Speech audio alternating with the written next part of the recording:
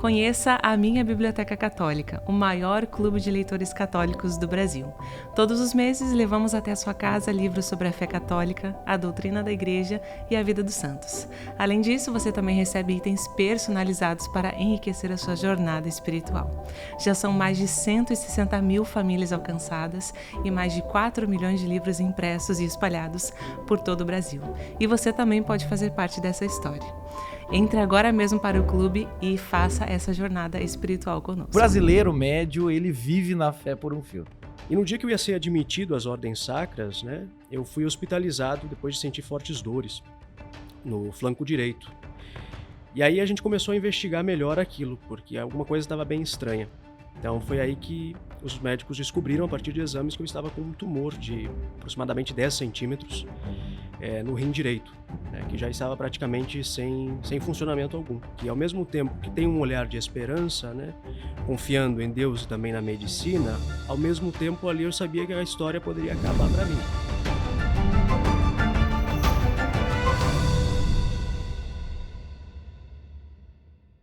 Sejam muito bem-vindos, meus caros, para mais um episódio da segunda temporada do Tertúlia Podcast. Eu sou o Jota Borgognoni e ao meu lado aqui temos Thaís. Bom dia, boa tarde, boa noite, Thaís. Tudo bem? Bom dia, boa tarde, boa noite, Jota. Muito bem, que alegria estar aqui. Mais um episódio do Tertúlia voltando, né? Coisa boa, com novos ares, assim, tudo renovado. A gente tá com um cenário novo, tá com várias coisas novas aí, seguindo os episódios. Tudo muito bom. E hoje a gente tá com uma presença ilustre, Jota, aqui conosco. Maravilhosa presença. Presença de um rapaz que tem tido um testemunho de vida maravilhoso e que tem tudo a ver com aquilo que a gente vai conversar hoje, que é o Igor, seminarista Igor, da Diocese de Frederico Westphalen, aqui do Rio Grande do Sul. Igor, seja muito bem-vindo ao podcast. Que bom, que alegria tê-lo conosco. Muito obrigado. Me sinto muito honrado pelo convite, é um prazer estar aqui com vocês, né? Além de ter acompanhado alguns episódios, agora também estar participando. Uma honra para mim estar aqui com vocês mesmo. Muito obrigado. Muito bom, muito bom. Coisa e boa. o tema de hoje, por que chamamos o Igor? Qual é o tema que a gente vai conversar hoje aqui? O tema é a fé por um fio. Quem nunca, né? Quem nunca? Às vezes você tá ali, o time perde, né? Ou então coisas menos graves acontecem, como Mais ordinárias. né? Você tá aí com uma dificuldade de saúde, você desemprego, tudo isso. O brasileiro médio, ele vive na fé por um fio, não é mesmo? Então vamos conversar com o Igor sobre esse tema que eu acho extremamente necessário e extremamente urgente nos tempos que vivemos hoje, né? Por onde que a gente começa, Thaís, a conversar com o Igor sobre este tema? Muito bem. Igor, para começar, a gente queria conhecer um pouquinho da tua história. Eu acho que tanto a gente quanto o pessoal aí de casa quer conhecer um pouco daquilo que tu já viveu, aquilo que, né, tu já passou por aí. O que a tua história tem a ver com aquilo que a gente vai conversar hoje? Bom, eu tenho 23 anos, né? Eu sou seminarista aí pelo menos desde o início do ano de 2021, né? E meu discernimento vocacional levou alguns anos para ocorrer, né? E quando acontece, eu já tenho, de alguma forma, a minha fé provada, né? A minha vida, ela acaba se relacionando ao tema daquilo que a gente vai trabalhar hoje em relação ao problema de saúde que eu tive. Em 2021, na verdade, iniciou tudo isso aí, né? Quando eu fui diagnosticado com um câncer, né? Eu fui diagnosticado em dezembro de 2021. Eu tive alguns sintomas, assim, isolados durante o ano, mas que, num primeiro momento, não diziam muito sobre o que estava acontecendo, né? E até por eu ser jovem, os médicos, eles, na época, não acenderam um alerta que poderia ser algo pior. E aí, no dia da Imaculada Conceição, né, em dezembro de 2021, eu fui hospitalizado mais uma vez em Frederico Westphalen. Nós estávamos de férias, né? Em dezembro a gente volta para a diocese. Geralmente é um período que nós temos ordenações, então a gente está envolvido nesse contexto de ordenações diaconais, presbiterais, né? E no dia que eu ia ser admitido às ordens sacras, né, eu fui hospitalizado depois de sentir fortes dores no flanco direito. E aí a gente começou a investigar melhor aquilo, porque alguma coisa estava bem estranha. Então foi aí que os médicos descobriram, a partir de exames, que eu estava com um tumor de aproximadamente 10 centímetros no rim direito, né, que já estava praticamente sem funcionamento algum. Volto a Porto Alegre na época, né, para já dar início às preparações para a cirurgia, porque aquilo precisaria ser removido. E aí é aqui que a gente descobre que a doença ela estava avançada, né? Então, eu já descubro o câncer localmente avançado. Inclusive alertado de que a cirurgia, que seria uma cirurgia até comum de extração do rim, ela poderia custar minha vida, né? Nossa. A própria cirurgia, ela já tinha uma complexidade porque o tumor havia invadido a veia cava, se formou um trombo que ia até próximo ao coração, seria uma cirurgia extensa, complicada, com vários riscos, né? E que a família era preciso que estivesse presente para assumir também um pouco dessa responsabilidade do que poderia acontecer na cirurgia. Ali você estava com 21 anos? 21 anos. Estava com 21 Só para a gente entender a cronologia, você entra no seminário no começo do ano? Isso, na verdade eu já tinha recém-completado 22. Tá. Eu completei 22 em novembro e em dezembro eu descobri a doença. Então né? você era o primeiro ano de seminário, você entrou ali em janeiro, fevereiro? Isso, exato. Tá. exato. Em novembro você já acaba completando e em dezembro você descobre Isso mesmo. Ah. E aí eu já começo a perceber, em alguns aspectos, né, como, apesar da circunstância ruim, eu estava sendo privilegiado de algum modo. Porque eu recebo a notícia da doença, né, num ambiente de espiritualidade. Né? Sim. Então, com a assistência dos padres, né, com o amparo deles, da direção espiritual deles. Né? Então, na verdade, eu descubro a doença já recebendo o primeiro conselho da boca dos sacerdotes, né? Então, já me dando um pouco esse sentido sobrenatural daquilo que eu iria passar. Nem sabia o que seria ao certo, né? Porque eu sei que é um câncer, na verdade, depois que eu já estou hospitalizado aqui em Porto Alegre, né? Mas já de início toda aquela questão, olha, olhos fixos no Senhor, oferece essas tuas orações pela igreja, enfim, né? Esses teus sofrimentos, tudo isso. E aí vem toda essa notícia de que a cirurgia ela seria de risco. E, na verdade, vem um misto, né, de sensações, porque ao mesmo tempo que tem um olhar de esperança, né, confiando em Deus e também na medicina, ao mesmo tempo ali eu sabia que a história poderia acabar para mim. Né? E os médicos eles faziam questão de frisar muito isso, né? Porque da parte da minha família eles ao menos se demonstravam serem muito otimistas.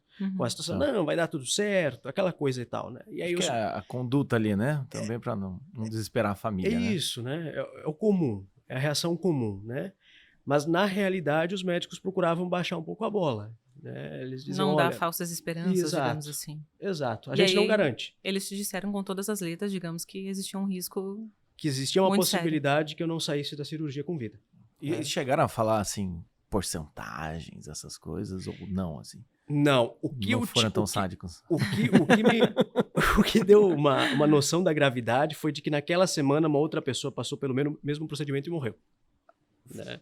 Então, tranquilo. Na semana, ótimo prognóstico. Na semana que eu fiz a cirurgia aconteceu isso. Porque eles tinham me dito, tem alguém que vai ser operado que está com uma situação parecida. A gente não quer te desencorajar, mas o sujeito ali, né, ontem, né... Exato.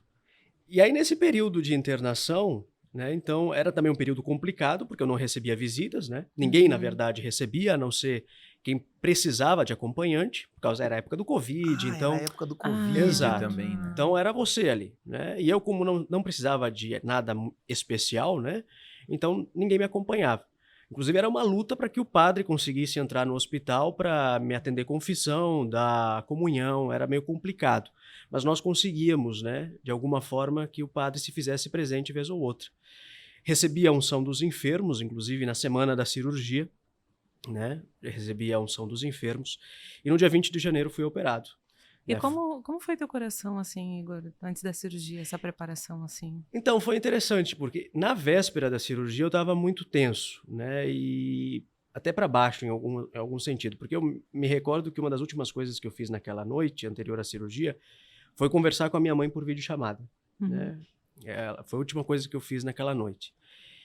E a gente terminou a ligação chorando, né? Os dois chorando, porque ali a gente sabia que podia ter sido o último contato, né?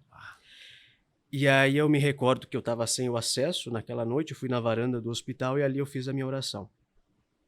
E aí, mas já na manhã seguinte da cirurgia, quando eu me encaminhava para a sala, era preciso liberação da UTI também para isso, porque precisaria de um tempo de UTI para recuperação.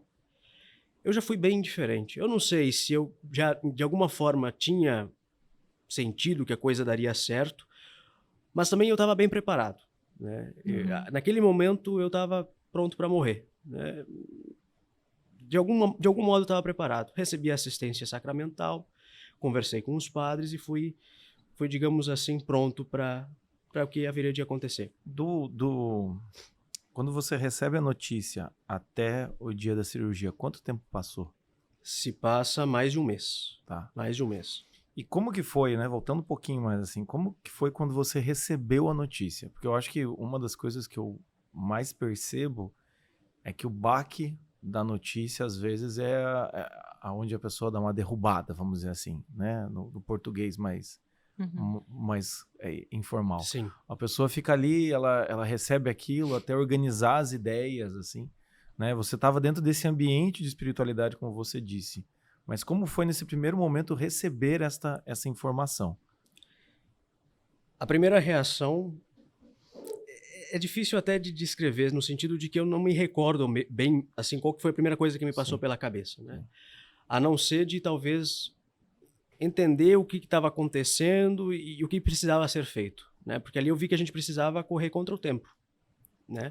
Então, foi muita adrenalina nesse primeiro momento, até acertar as coisas, de que eu viria a Porto Alegre, de que eu seria atendido aqui, né? Porque a gente não sabia a quem buscar depois disso, né? Então, graças às amizades que eu fiz também aqui em Porto Alegre, né?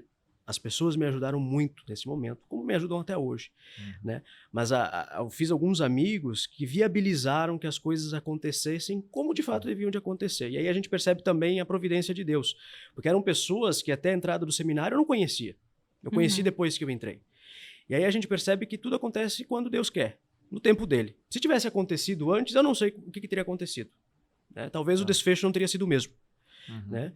Então, houve essa adrenalina inicial de ajeitar as coisas, mas quando a ficha caiu mesmo, assim, eu estava na capela lá do seminário menor e chorei, né? Ali eu entreguei nas mãos de Deus, ao mesmo tempo que pedia um livramento, né? A gente pede, né, que, se possível, essas coisas ocorram da melhor forma possível, que se resolvam o quanto antes, né? Mas, ao mesmo tempo, também estava tentando pedir que Deus me ajudasse a cumprir com a vontade dele, né? Porque é difícil. Na teoria é muito bonito, né? Uma coisa, sei lá, é você meditar a morte quando você não percebe que ela está tão próxima de você. Outra coisa é de você pensar na morte quando ela está batendo na porta, né? Sim. E aí, nessa hora, a gente vê, de fato, a fé por um fio, né? A gente vê a coisa um pouco mais balançada. E aí passam 1001 possibilidades na cabeça, né? E você tem que ordenar, né? Você tem que ordenar porque ou chega o desespero, ou a tristeza te domina, né? E aí é preciso aí recuperar esse sentido de, bom, o que eu estou fazendo aqui, né? E entender que talvez não, de fato Deus está me colocando nessa situação, porque também é a cruz pela qual eu preciso passar. Porque é interessante no que você fala, né? Porque quando eu imagino você com 21 anos recebendo esta notícia, né? Imaginar um jovem de 21 recebendo uma notícia dessa é quase como se toda uma vida que poderia ter acontecido, ele foi tirado, né? Acho Sim. que esse ar, é claro que toda notícia de uma doença como essa dá um ar de, talvez, um sentimento de injustiça, né? Né? Porque né? Sim. Mas você, tão jovem, ou talvez outros jovens na tua idade, talvez viesse com esse olhar assim, pô, tinha tanta coisa para fazer, e agora vem quase como uma sentença, assim, né? Sim. Então, acabar, né? Tão novo, né? Porque ali muda tudo, né? Então, sei lá, no meu caso como seminarista, geralmente os olhos do seminarista estão lá no dia da ordenação. Está lá na preparação para o dia da ordenação, como é que vai ser, né? Querendo ser padre. E aí, de repente, isso muda. Então, o meu olhar sai do futuro, né? Seja como padre, enfim, e passa para o presente, completamente para o presente, né? Porque o amanhã já se torna incerto. Normalmente é assim. Na vida de todo mundo é assim. Normalmente Essa é assim. é a condição, né, da vida. Não que a gente viva dessa forma, né? Exato. Mas deveria. Deveria. Mas é nesse momento que a gente vê essa coisa que os santos falam tanto, né? De ter um olhar voltado à morte, até diariamente, que a gente vê se concretizando, né? E tem que ser assim, né? Tem que ser assim. Porque o contrário disso seria um completo desespero, né? E eu vi que é muito fácil, numa situação dessa, a pessoa se entregar, né? Em todos os aspectos, é muito fácil. Mesmo depois da cirurgia, quando iniciei todo o tratamento, né? Passei pela imunoterapia, quimioterapia, etc. e tal, eu vi que se eu não me ajudasse, mesmo fisicamente, né, eu me entregaria com muita facilidade. Né? E assim é também com relação à alma. Né? Ou você faz um esforço, ou você também desanda. Sim. Né? E essa é uma dificuldade que ela está em toda a nossa vida, mas que talvez seria amenizada se de fato a gente tivesse esse olhar para a eternidade de forma mais ordinária.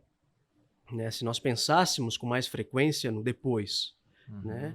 De ter noção de que a vida não se conclui aqui, né? De que a gente vai prestar contas a Deus do que a gente fez. E não significa que o sofrimento também, independente de qual seja, vá nos converter da noite para o dia. Ninguém passa por um sofrimento e já vai para a 7ª morada. A luta continua. Né? E às vezes as tentações, inclusive, são mais fortes nesse momento, né? Porque o homem é corpo e alma, né? E quando o corpo está débil, a alma também sofre, e vice-versa, né? Então, ali você precisa não apenas de um tratamento físico, mas também do tratamento espiritual. Né? Qualquer doença, seja psicológica ou física, seja também da ordem espiritual. E hoje em dia, você que está escutando o nosso podcast, você já deve ter ouvido o tal do Memento Mori, né? Memento Mori, o pessoal bota na bio do Instagram, né? Fala. Umas caveirinhas. Assim. Daqui a pouco estão querendo fazer tatuagem isso aí. E muitas vezes pense sobre a morte, e fica toda essa áurea, assim, né? Vamos dizer assim. Mas, como você falou, é interessante. Quando a morte vem, ela é muito pessoal, né? Óbvio, não, é óbvio, não é isso, assim, né? Quando a gente fala de morte, às vezes tem uma questão meio óbvia. Então, quando a gente vai falar da morte, ela é muito pessoal, né? Ou seja, é claro que ela vai acontecer para você, mas quando você vai pensar, então é deste modo que parece que, né? Acho que paternidade, maternidade, essas coisas assim, é muito... A gente tem como se fosse um olhar, assim, mais uma ideia, e quando a coisa começa a se formar, é que você fala, então eu vou ser pai desses filhos, eu vou ser psicólogo desses pacientes, eu vou ser professor desses alunos, e no teu caso é interessante trazer isso, né? Porque aí a experiência realmente parece que é você e a realidade que está se apresentando, e deve passar, como o pessoal fala, passa o filme na cabeça, tudo que você vivenciou até ali. Passa mesmo. Passa. Muito arrependimento. Quantas vezes passa o filme? Cara, é uma situação interessante, né? Porque no caso do câncer, né? Você acorda sabendo que está doente e vai dormir sabendo que está doente. E você não sabe, pelo menos durante um período, como é que a coisa está indo, se a doença está se agravando ou não. Então, o pensamento da morte é diário. É diário. Eu acho que com todos que passaram por isso deve ser assim. Né? Por maior que seja a esperança, o otimismo, isso está sempre aí. Né? Então, é interessante porque nas minhas orações, o pedido por uma boa morte começou a se fazer mais presente. Né? Algo que talvez... Embora a devoção instigue a sempre se rezar, inclusive uma devoção especial a São José. Atrás aqui do Igor tá ali o devocionário, tem oração a São José por uma boa morte. Exato. Né? Exato. E deveria ser algo ordinário, agora que se fez mais presente, né? De que quando esse momento chegar, e se for em breve ou a longo prazo, né? Que esteja bem, e que seja uma boa morte. Mas o que é uma boa morte? Né? As pessoas às vezes se iludem achando que a boa morte é aquela que é sem sofrimento. Né? Eu escuto muito isso, né? De pessoas inclusive de idade, que muitas vezes dizem, eu quero morrer tomando chimarrão, dar um piripaque aí e acabou, não quero nem sentir nada. Morrer dormindo, não quero nem ver. Olha, se você estiver bem preparado, maravilha, excelente. Acontece que não é assim que funciona. Né? Geralmente a gente precisa de uma preparação, e a boa morte é essa que nos permite estarmos preparados para esse contato com o Criador. Eu acho muito bonito o exemplo também bem recente, né, do Papa Emérito Bento XVI. Né?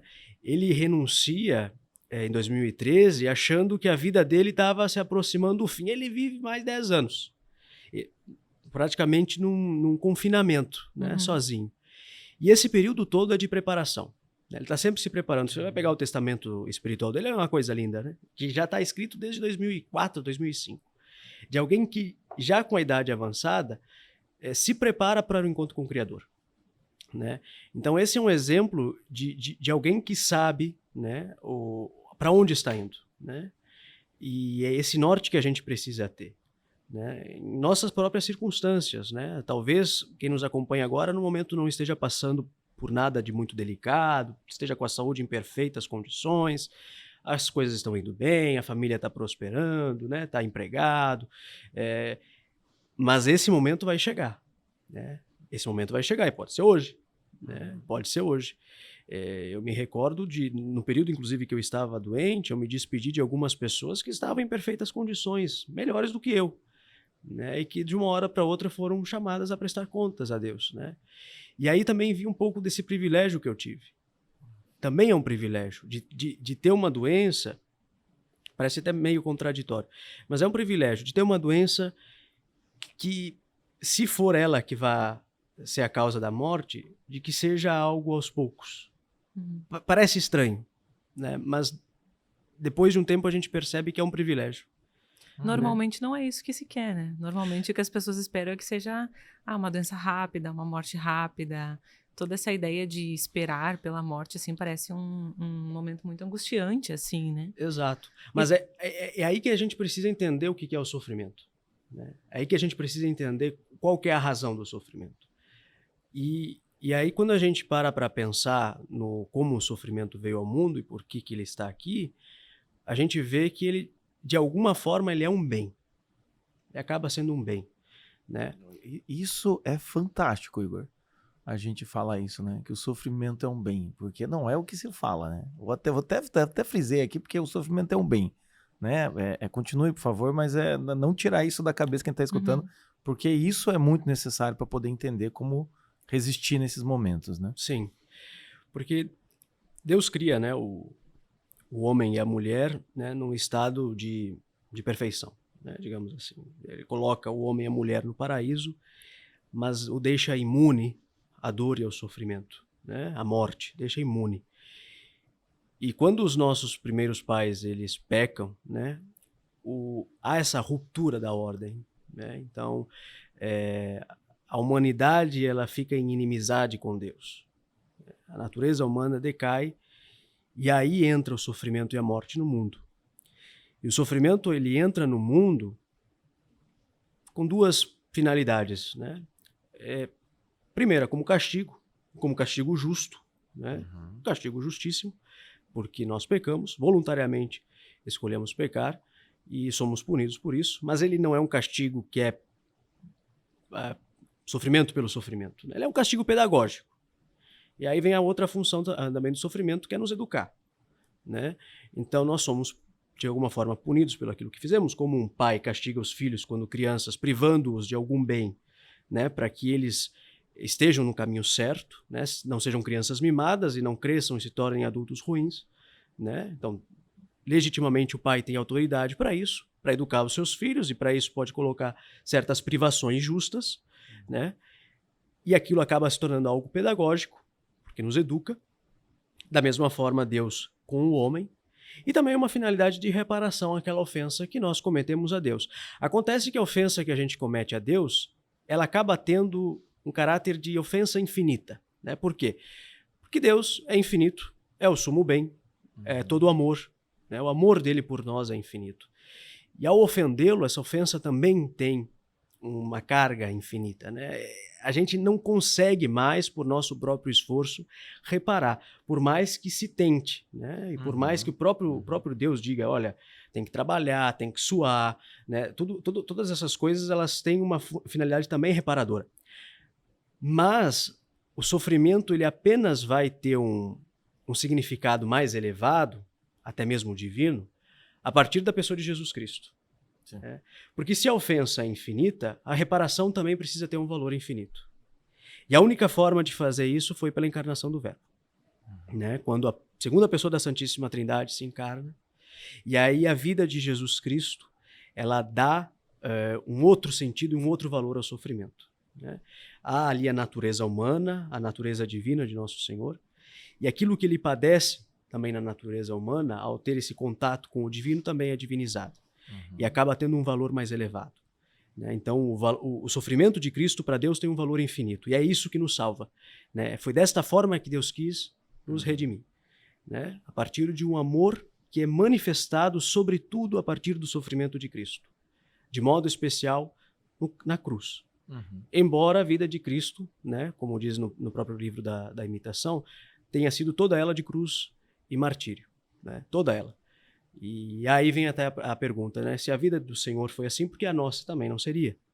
Né? Então, se o próprio Deus se fez homem e sofreu por amor a nós, por que nós seríamos privados do sofrimento? Agora, o sofrer depois de Cristo, ele tem um caráter que está além do próprio castigo, que é essa questão de voluntariamente oferecê-lo também por amor. E aí a gente começa, a partir de Cristo, sofrer também com algum mérito, pelos méritos da paixão e morte de Jesus Cristo. Porque dá muito bem para a gente viver uma vida de sofrimento, né? Com uma, eu posso dizer, como se fosse um castigo divino, né? Sim. E muita gente pergunta, muitas vezes as pessoas perguntam exatamente isso, até se você puder explicar um pouquinho melhor, Igor. Se Deus é tão bom, por que ele permite sofrimentos, né? Então é um pouco disso que você falou, né? De uma forma pedagógica e de uma forma que nós possamos também participar purgar também a nossa trajetória e participar um pouco desse caminho divino que Cristo também viveu, não é mesmo? Sim, sim. Deus nos ama e é justamente por isso que ele permite o sofrimento. Básico assim. Né? Mas essa resposta está completamente inversa, Igor. Não é isso que a gente esperava. Não é isso que se espera, né? Não, eu não quero sofrer. Não fala isso, Igor, né? Mas pois é, numa sociedade hedonista isso é completamente politicamente correto. Né? A gente hoje é educado para o oposto. Acontece que é uma ilusão. Né? É a ilusão achar que não tem sofrimento. É a ilusão achar que negando a realidade do sofrimento eu não vou sofrer. É ilusão. E eu acho mais triste é quando as pessoas conseguem não sofrer, né? Ou seja, ela consegue por meios aí ilícitos, lícitos, ela consegue realmente ter uma ilusão de vida, assim. Então, fisicamente eu tomo uns remédios, eu tomo me entorpeço, eu só faço coisas que eu gosto, eu trato mal as pessoas quando eu quero tratar e vão vivendo uma vida dessa, né? É muito triste porque a ilusão fica maior e o sofrimento vem maior também. O problema depois do sofrimento no inferno também, né? A pessoa não mede muita consequência disso. Mas entender o sofrimento por essa ótica sobrenatural nos faz passar por essas situações não com um pesar, mas com alegria. Né? Se a gente vai olhar a vida dos santos, são pessoas extremamente felizes, mas não pessoas imunes ao sofrimento. Né? Você vai encontrar nos santos diversidades de estado de vida, de idade, de, condição financeira, de qualquer coisa. Agora, não vai ver um santo que não tenha passado, né, pela forma da cruz. Né? Não há santo que não tenha sido formado na forma da cruz. Né? Não tem como. Que sofrimento você vai ter que padecer é uma coisa. Né? Deus reserva a cruz de cada dia para cada pessoa. Né? Agora, cabe a você, a partir da fé, né, compreender o que é a vontade de Deus e o que Deus está querendo para você no momento e passar por isso com alegria. É óbvio que há situações que podem ser contornadas e é lícito que se contorne. Por exemplo, no caso de uma doença, se você pode tratar, você trata. Sim, claro. Né? Se você alcançar a cura, ótimo. Agora, a compreensão que tem que ter é o seguinte, olha, talvez Deus não vai me permitir a cura. Talvez seja esse o momento que ele vai prestar conta, que vai querer que eu preste contas da minha vida. Então, é aí que vem essa aceitação, essa resignação. Inclusive no sofrimento, qualquer que seja, a gente pode dividir a aceitação, a vivência do sofrimento em 3 etapas. Né? Com qualquer questão, com qualquer circunstância, ele pode ser dividido entre os iniciantes na vida espiritual, os que estão mais ou menos avançados e os perfeitos. Né? Eu estou deixando de fora aqueles que rejeitam o sofrimento. Né? Estou deixando de fora. Os iniciantes, né, por temor a Deus, eles se resignam ao sofrimento. Né? Então, eles sabem que é uma situação que possivelmente pode ser que tenha como contornar ou não, e diante dessa realidade eles se resignam por temor, também por consciência dos seus pecados, né, pela própria crença em Deus, e aceitam aquilo que está sendo imposto, né, sem queixa, sem muita murmuração. Os mais avançados, já com uma ótica de esperança, né, eles já enfrentam o sofrimento não apenas com resignação, mas também com alegria. Tá? Então eles aceitam aquilo que está acontecendo com eles e com um olhar no futuro e na recompensa que eles podem ter a partir do sofrimento, sofrem com alegria. Né? Esses são os mais avançados. Agora, os perfeitos já é por amor. E não apenas eles se contentam com a cruz que lhe é dada, mas inclusive desejam a cruz. Né? E aí a gente vê a história dos santos, né? De pessoas que lamentam muitas vezes por estarem sofrendo até pouco daquilo que, de certo sentido, merecem, né? Uhum. Então, sei lá, pega, por exemplo, lá um São Francisco de Sales, né? Sofreu muito com a calúnia. E aí ele diz, pô, estão falando isso aí de mim? Estão falando é pouco ainda, né? Estão falando é pouco, mereço ainda muito mais. Mais que tá pouco. Se defende naquilo que é justo de se defender, né? Porque também a calúnia pode ter consequência para outras pessoas, Sim. pela dignidade dele. Uhum. Mas no mais ele aceita e venha, né? E ofereço isso a Deus, né? É esse o espírito que a gente tem que ir desenvolvendo, né? É dom, a gente tem que pedir. Nós temos que pedir, nos esforçarmos, né? É claro, mas é dom. Né? Pedir a Deus que nos conceda essa graça de aceitação, por temor, por esperança, mas sobretudo que Ele nos dê a graça de aceitar a cruz por amor. Né? Isso que tu falou agora, Igor, é muito interessante porque meio que quebra a lógica, né? Porque normalmente a gente imagina que a pessoa que tem fé e que acredita em Deus, que é uma pessoa boa, ela não vai sofrer ou ela não merece sofrer. E aí a gente acaba até entrando nesse grau de merecimento, né? Como se o sofrimento fosse algo assim de, mereceu, aquele ali merece sofrer, mas esse aqui é bonzinho, então ele não merece sofrer. E os santos, eles quebram completamente essa lógica, né?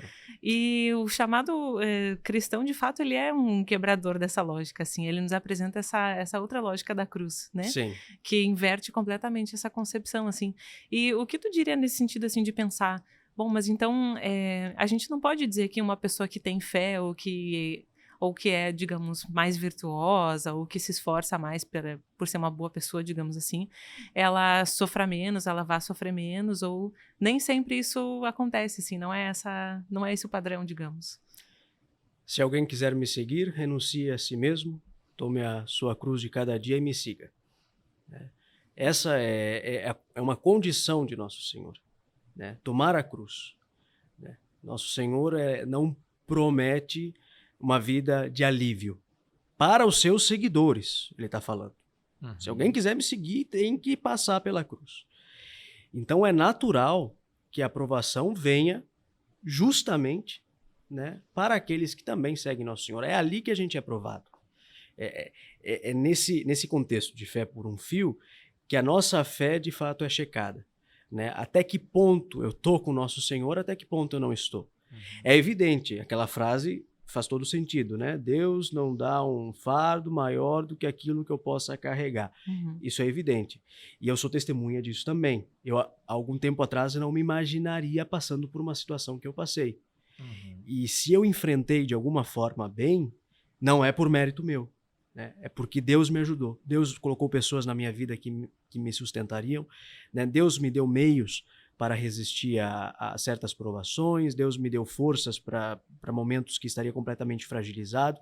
Então, se tem alguma coisa de boa que possa ser extraída dessa provação, é graça dele. Então, no momento que a gente confia, ele ajuda. Ele ajuda. Não necessariamente é um período de consolação. A provação é justamente o período de deserto. Né? Então você está desempregado, sei lá, está tendo um problema na família, está com uma doença, está num período de luto, e vai ter uma secura. Né? Essa secura ela faz parte. Né? Agora, ali você tem que botar a tua vontade em pleno exercício, né? E aí professar com maior firmeza a sua fé em Deus. Né? E dizer, olha, Senhor, apesar dessas circunstâncias que agora não são aquelas que eu gostaria para a minha vida, ainda assim eu te busco e quero estar contigo e não me permita que me afaste de ti. Né? Sempre fazer um pouco dessa oração também de perseverança. né? Porque a tentação do inimigo é para que nessas situações a gente largue o barco, que a gente pule do navio, né? E o pior é que aí a situação fica pior ainda, né? Porque a pessoa já tá numa situação assim de muita fragilidade. E aí, se você sair do barco, não vê mais sentido. É pior ainda. Não vê mais sentido. A vida deixa de ter sentido, né? Pô, mas se eu tiver que sofrer, no momento que a pessoa se dá conta que a vida dela vai ser de sofrimento e ela para colocar na cabeça a ideia de que não tem um depois, que não tem Deus, é desespero, né? Então, para que eu vou passar por isso? Porque fica sempre na conta, fica como perda, né? Fica como perda, sempre perda. É sempre perda. Eu achei interessante porque você falou da aceitação, né? Dos 3 níveis de aceitação, né? É interessante porque quando a gente fala em, principalmente, doenças graves, esse tipo de coisa, em psicologia eles trazem aquelas 5 reações clássicas, né? Que você recebe a notícia, é uma negação, primeiro a pessoa nega, depois ela se revolta, depois ela faz uma tentativa de barganha, tem um certo tipo de tristeza ali, depressão, para chegar na aceitação, né? Me parece que esses 5 passos, parece que eles vêm antes de uma ideia, até mesmo uma ideia espiritual, porque como você falou do seu tratamento com o câncer que você estava lutando, parece que a aceitação ela já está ali, né? Já está ali como uma saída, né? O pessoal fala muito imaginário hoje. Já está ali como no seu imaginário como uma opção para agir já à mão, né? Porque como você falou, né? Você recebe a notícia já com um certo tipo de acompanhamento, uma orientação e isso que é interessante, né? Porque também, muitas vezes, quem está sofrendo acredita que eu tenho que vencer essa situação por minhas forças, né? Ou seja, é quase como se fosse, vamos dobrar a meta, né? Sim. Então, eu lutei até aqui, agora vem uma situação muito mais difícil que eu posso dar conta, então agora eu vou provar que eu, por mim mesmo, consigo dar conta. A impressão que me dá é que isso tem uma tendência a você, né, nessa tentativa de subida, você cai com muito mais facilidade se você tentar por você mesmo, né? E no teu testemunho você fala, muitas pessoas me ajudaram. Nessas horas parece que alguma coisa vai acontecendo em que a gente não está sozinho de fato, né? Não se tem controle. Fazendo um retrospecto, né, hoje quando eu paro para meditar tudo que eu passei, aí a gente vê a providência com muita clareza, né? E realmente coisas que eu não imaginaria que seria possível, né? E a figura também de Nossa Senhora muito presente. Então, coisas que só com o tempo para você digerir bem e entender tudo aquilo que se passou, né? Agora, é uma situação propícia para a humilhação, né? O sofrimento ele humilha, o sofrimento ele rebaixa. E é justamente para reconhecer a fragilidade humana. Todo sofrimento é para nos mostrar a nossa dependência, de que nós não somos Deus, né? E que sempre quando o homem tenta ser Deus, dá problema maior, né? Sempre quando o homem usurpa, né, esse lugar de Deus, a coisa não vai acabar bem. E aí a gente vê também esse exemplo em sofrimentos já coletivos, né? No caso das guerras, né? E tantas outras coisas que causam sofrimento, que é justamente essa tentativa do homem de querer, por suas forças, ditar o rumo da história. Acontece que quem dita o rumo da história, seja individual ou seja universal, é Deus. Se ele fizer isso aqui, acabou tudo. E aí? Né? Então, o sofrimento ele também serve, se nós aproveitarmos de fato do sofrimento, para a conversão. Porque ele nos lembra que somos pó. Aí vem o memento mori, né? Ele nos lembra que a gente vai morrer, vai para o buraco. Ele lembra que se a gente tem hoje uma situação financeira positiva, de repente pode vir uma crise e destruir tudo e você ficar pobre. Né?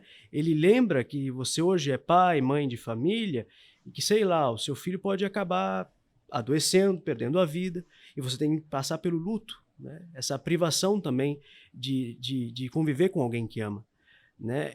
E isso tudo nos coloca justamente numa situação de quem sou eu, né? E o que é Deus na minha vida, né? E como eu tenho levado as coisas até aqui, e nos permitem essa reflexão para um amadurecimento humano, mas sobretudo um amadurecimento espiritual, né? Principalmente para isso. Porque é interessante isso, né? Você falou de quem tem filho, assim. Quem tem filho vê a ação da providência diariamente, né? Cada quina que a criança É uma tira, loucura. assim, né? Cada buraco, é cada... é cada coisa que ela tenta alcançar e você fala...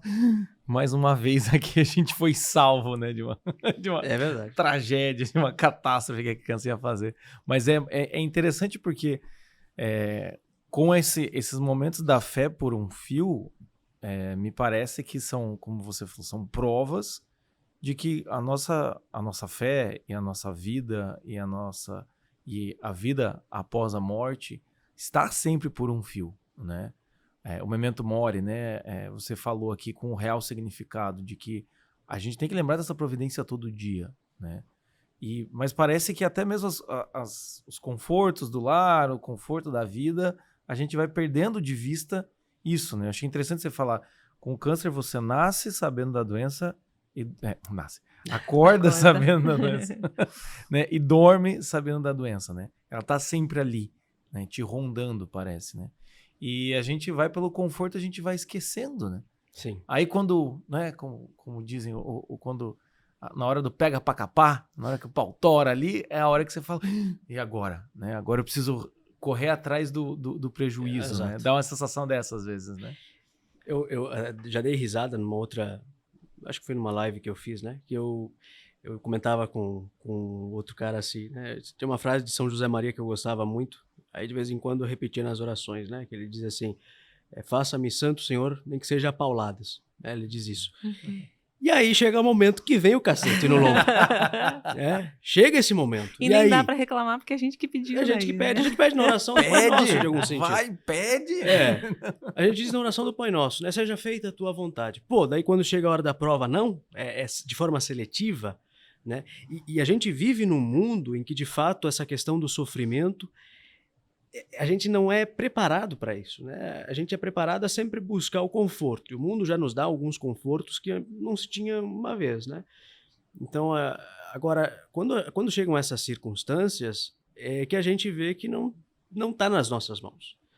Né? Não é a gente que decide, né? Por mais que eu tenha os melhores médicos, o melhor tratamento, não é certo, não é garantido. Por mais que eu procure emprego no fim do dia, pode ser que eu chegue em casa e ainda não tenha encontrado, né? Por mais que eu eduque meus filhos da melhor forma possível, pode ser que no futuro ele use da sua liberdade e faça muita coisa errada. Então, quer dizer, aí, mas ao mesmo tempo, compreender que essas coisas não estão no nosso poder apenas, porque a gente faz aquilo que está no nosso alcance, mas entender também isso nos dá calma, né? Porque a ansiedade muitas vezes também ela aparece justamente por não compreender que eu não vou conseguir estar controlando todas as circunstâncias o tempo inteiro, né? E aí entender que há alguém acima de mim que talvez esteja nesse momento querendo que eu perceba isso, né? De que justamente eu não sou o senhor da história, né? De que não sou eu que me governo, né, de que a minha vida está nas mãos dele e a hora que ele quiser me chamar, ele vai me chamar, a hora que ele quiser me fazer sofrer, não por masoquismo, né, mas como uma forma pedagógica para me mostrar que eu tenho que ser melhor, ele vai permitir certos sofrimentos também na minha vida, certas provações. Né? Essa compreensão ela ajuda também a aliviar a tensão diária. Né? Sei lá... Um exemplo, né? Estava até comentando antes de vir aqui. Eu cheguei ontem de viagem lá no aeroporto, extraviaram minha bagagem, né? A mala. Aí a fé fica por um fio. Aí aquela correria, o primeiro impulso é de se exaltar e tal. Mas chega um momento que não tem o que fazer. Tu vai lá, registra lá a ocorrência lá com a companhia e espera ver se eles vão solucionar o problema. Vai fazer o quê? Sim. Né? Então, deixa passar. E no fim das contas dá risada. Né? Aí também é importante ter leveza, né? Levar as coisas com bom humor também é algo... Quando você falou, né, da coisa da questão de você então tá ali, né, nessa coisa do tentar controlar, né? Eu sempre falo que a ansiedade é o desejo de controle mais o medo de errar, né? E aí a gente não sabe quem começa o ovo ou a galinha ali, né? O medo de errar, o medo de perder alguma coisa, você aumenta o desejo de controle, ou você começa o desejo de controle porque você tá com medo de... Enfim... E a impressão que me dá hoje em dia é muito visível, né? A gente está numa época em que, pelas tecnologias, a gente sabe que as pessoas podem nos controlar, tem todas essas discussões, né, que não vem ao caso aqui. Mas parece que a gente também, dentro da gente, nasce esse bichinho do controle, né? Então vamos controlar. Vou controlar Vou tentar controlar o que a vizinha faz, vou tentar controlar o que o marido faz, o que os filhos fazem. A gente começa assim num processo e a doença parece que, no teu caso, assim, ou essa adversidade vem na vida, parece que ela vem e passa o trator, né? Pra frente de ré, assim. Sim. Na nossa cara, você não controla quase nada. Malemão você controla teu corpo. Quem dirá o resto, né? Sim. Essa sensação te deu também, né? Sim. Primeiro que essa questão do controle, que a gente já demonstra desde a infância, né, de querer ter as coisas agora, é próprio do pecado original. Tá ali as consequências do pecado original de uma forma muito visível. Né? Quando aquela criança lá tá mimada e quero porque quer, não sei o que, e briga, esperneia, etc. E tal, tá ali já a gente vê já os resquícios do pecado original. Né? Agora, sim, porque o plano, aquilo que a gente tem programado para a nossa vida, de certo sentido, fica em suspense. Né? E aí as circunstâncias elas vão aparecendo e você tem que saber lidar. E eu me recordo, por exemplo, também, né, de um determinado momento, né, dessa fase do tratamento aí, que eu também cheguei para os meus formadores e coloquei, né, essa possibilidade de que talvez saísse, né, do seminário enquanto fizesse o tratamento. Né? Porque eu não sabia como é que as coisas iam se desenrolar e eu sabia que poderia me tornar também um peso. Né? Um peso para a formação, enfim. E eles com muita tranquilidade disseram, não, eles continua e vamos ver, né, como é que as coisas vão. E é interessante que nesse sentido Deus também ajudou, né, de forma muito clara, né, porque perto das consequências que eu poderia ter tido com o tratamento, inclusive alertadas pelo médico, foi bem menos. Consequências físicas, assim, Consequências de mal-estar. físicas, isso. Até só pra gente entender, né? Você faz a cirurgia em janeiro de 2022. Como é que foi, então, daí o decorrer, a tua história a partir daí, pra gente entender? Sim. Eu passo por uma experiência logo de imediata à cirurgia que é muito educativa, que é o período de UTI, né, onde você, de fato, tem que se entregar. Quem já passou pela UTI sabe disso, né? Você está entregue aí nas mãos de pessoas que te dão banho, né? Que você precisa de ajuda, às vezes, até para acordar, porque tá sempre sonolento. Né? Você está numa completa dependência e numa debilidade extrema, né? E aí você percebe que é um nada. Essa é uma das experiências que eu tenho muito marcante dessa fase. Mas aí eu me recupero da cirurgia e por um período... Inclusive, os médicos acham que eu estou curado, né? Por um período eu faço um tratamento que ele seria uma espécie de garantia da medicina de que a doença não voltaria, embora eles achassem que eu já estivesse curado. Só que dura pouco tempo, né? Porque aí começo a fazer os exames de rotina, e aí aparece lá uma metástase no pulmão, né? Aí, pouco tempo depois, faço um novo exame, aí a doença está no pulmão, fígado, pâncreas, bexiga, coluna. A doença está tomando conta. Né? E aí é ali que eu pego o laudo e eu digo, meu Deus, o que está acontecendo? Eu estou morrendo. Quando eu pego o laudo na minha mão, eu estou morrendo. Né? A gente vê que a doença está fora de controle. E isso foi quando, mais ou menos? Na metade do ano passado, junho, julho. Então passou, digamos, um semestre assim, de tratamento e tal, até que avançasse de novo. Até que a doença avançasse de novo. E aí é que a coisa muda de novo, né? A mesa vira. Porque o diagnóstico que eu havia tido em dezembro é colocado em dúvida. Eu peço uma segunda opinião médica e aí ele diz, olha, eu acho que você não tem esse tipo de câncer, é outra coisa, é outra coisa. Aí a gente vai, investiga, envia material para os Estados Unidos e tal, e aí a gente descobre que é na palavra do médico, uma tremenda bruxaria, né? Porque é um câncer extremamente raro, né? É um câncer de osso que começou no rim, um negócio estranho. E que nas contas dos médicos americanos, diagnosticado até hoje cerca de 30 e poucas pessoas. Né? Um diagnóstico fechado.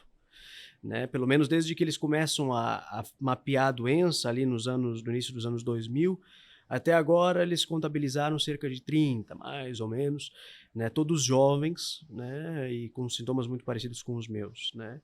E tem alguma causa única, assim? Eles não têm como... Não tem. É provavelmente algo que já vem da própria período de gestação. Né? No período que está sendo formado ali, alguma célula óssea que escapa, vai para um outro órgão, e aí ali com o passar do tempo, se ela não é eliminada, se torna maligna, né? No meu caso, essa célula estava no rim. A explicação mais possível é essa. Nada que tenha causado, né? Aí a gente entende um pouco mais da providência também, né? E aí o médico ele diz, olha, a gente vai ter que ir para algo agressivo para tentar parar isso, né? Porque talvez se a gente não colocar isso sob controle, pouco tempo vai ter complicações. Aí eu pergunto para ele, e com base nos outros pacientes, né? Qual que é a probabilidade? A gente quer número, né? E aí ele diz, tem que olhar o teu caso. Eu já vi, vixe, não deu muito certo o negócio. Não deu muito certo o negócio. Não quis me dizer, eu já vi que o negócio era um pouco complicado. E nesse mesmo período que eu começo, aí vem a quimioterapia, né, que eu não tinha feito até então. Então muda tudo, né? Aí os sintomas são outros, né? Aí tem a mudança física, né? Que eu confesso que não me importei muito, não foi algo que me causou dor de cabeça, ao mesmo tempo que ajuda a mortificar também a vaidade, mas não foi algo com que eu me preocupei muito. Agora, quando essa coisa batia na cabeça, às vezes de olhar no espelho e ver, pô, tá brabo, tá feio o negócio. aí que vem um pouco essa coisa de lembrar de Jesus Cristo, né? E aí tem uma citação lá de Isaías que ajudava muito, né? Ele não tinha nem beleza, né? Não tinha nada nele que desejássemos, né? Homem das dores, né? Coberto de chagas. Então, o que me importa a aparência física, né? Numa situação dessas? Vamos para frente, vamos lutando. E aí, nesse período também, foi logo no início do tratamento, eu recebi a água de Lourdes, que veio para que eu pudesse tomá-la. Veio também a água lá de Simbres, né? Que o meu diretor espiritual foi lá buscar para mim. E os sintomas vão diminuindo, né? Consequentemente, a partir daí eu já noto, eu mesmo percebo que as coisas estão melhorando. Né? A quimioterapia ela trouxe sequelas, trouxe algumas consequências, mas não tão fortes como eles diziam que poderia trazer, e mesmo eu começo a perceber que sintomas do câncer que eu tinha vão diminuindo. E os exames vão mostrando melhoras, né? Até eu chegar no início desse ano com a notícia da remissão, né? De que já nos exames não aparece, né, sinal da doença, ao menos pelo que se pode analisar pelos exames. Eles dizem que pode ter algo microscópico que tenha escapado e pode aparecer em algum momento, né? Mas pelo menos por enquanto não tem sinal e eu me sinto bem, graças a Deus me sinto bem, né? Mas foi um período bem complicado, né? Porque a quimioterapia ela desgasta mais, a quimioterapia ela traz temores temores maiores, né? Porque a imunidade ela cai, né? Então você está propenso a ter outros problemas. Então o cuidado é muito maior nesse período. Mas eu consegui manter em boa parte a formação, né? Consegui me manter no seminário, graças a Deus, e estamos continuando aí com a formação. Que maravilha. E talvez isso tenha sido um dos pilares de sustentação, assim, né? De estar no ambiente, de... Essa é uma coisa que eu gostaria que tu comentasse um pouco, assim, porque de fato é um privilégio estar nesse ambiente e passar por tudo isso com um diretor espiritual próximo, com os padres, com vida sacramental diária, com convivência de outras pessoas que também acreditam. Estar nesse ambiente de fé ajuda muito, né? Ajuda, com certeza. E eu queria que tu comentasse um pouco sobre isso, assim, sobre essa experiência de passar pelo sofrimento assim, com essas práticas. E também quando a gente pensa na vida, digamos, das pessoas em geral que não tem tanto acesso a ter uma vida sacramental tão frequente, ou, né... Enfim, dada a circunstância, acaba que até às vezes abandona a oração e fica meio perdido, assim, naquele limbo de não sabe o que fazer, não sabe como lidar com o sofrimento ou com essas situações mais críticas quando elas chegam, sabe? Sim. Queria que tu comentasse esses dois pontos, assim. Como foi pra ti viver dessa forma e qual é o ideal, assim, que se viva, sabe? Como a gente lida com o sofrimento quando ele chega? Sim. Nesse sentido, no meu caso, tenho que agradecer a Deus, né? Porque... como eu disse, desde o início já me colocaram com um olhar sobrenatural diante dessa situação. Então, poder ter o acesso à confissão, poder ter o acesso à direção espiritual a hora que quisesse, né? Colocar as minhas preocupações para o sacerdote e mesmo a convivência, né? Com pessoas que têm o mesmo objetivo, né? Que buscam a mesma coisa, né? Tem uma leveza que de fato talvez eu não encontraria em outras circunstâncias. Agora, Deus capacita, né? E Deus coloca os meios, né? Eu também passei por momentos que eu não tive essa assistência tão assídua, como foi o caso da internação hospitalar no período do Covid. Tive assistência, mas talvez não como gostaria. Também tive privações. Também teve momentos que o padre foi lá e impediram ele de entrar. Uhum. E aí te vira, rapaz, né? Tá aí você e Deus, né? Então, Deus nos dá os meios, né? E agora, a gente tem que... Talvez a forma de não perder a esperança é ter o olhar aguçado mesmo nas pequenas coisas, né? Mesmo em coisinhas pequenininhas ali que você talvez no dia a dia não se dê conta, mas nessas provações, ter isso como graça, né? Ter isso... Por exemplo, teve uma vez que um amigo meu, nesse período de tratamento, ele ficou de me dar um box da minha biblioteca católica, né? Ele ia me dar de presente. Olha lá, amigo. Ele ia me dar, agora eu não me lembro qual que era o box. Só que o que aconteceu? Na hora de ele escolher, não sei se ele trocou o que, veio o outro. Veio outro box que eu não tinha, na verdade, mostrado de imediato interesse. E veio o box que era da preparação para a morte. Olha só. Apenas. Apenas. Serviu perfeitamente. Na situação que eu tava, eu até mandei mensagem para ele, digo, foi providencial. Eu digo... O bom de ter amigo, assim, que tem um fundo religioso é que daí você joga na conta da providência, né? Foi providencial. Não foi um erro, foi uma providência. Foi providencial, foi providencial. Eu não me lembro qual que eu tinha pedido. E aí ele na hora escolheu outro, né? E veio veio da preparação para a morte. E ele não tinha ele me avisou, acho que quando quando tava vindo para cá, ele disse, olha, eu peguei esse aqui. Eu digo, serviu, ótimo, 100%. E foi o que me ajudou, inclusive foi no período quaresmal. Foi a minha leitura espiritual naquela quaresma. Olha só. Né? Deixa eu dizer, eu também tentei fazer essa leitura, eu parei na meditação 16. São 36 meditações, eu falei, dá certo pros 40 dias, né? Sim. Uhum. Eu não consegui. Mas é justamente ter um olhar para essas coisas, né? Ter um olhar para pessoas que Deus coloca na tua vida, ter um olhar para, enfim, que mostram como você está sendo amparado, como você está sendo assistido, Uhum. né? Mas isso é um exercício, né? É algo que você pede, mas que você também cultiva, né? Porque senão realmente as coisas passam batido, né? As coisas passam batido.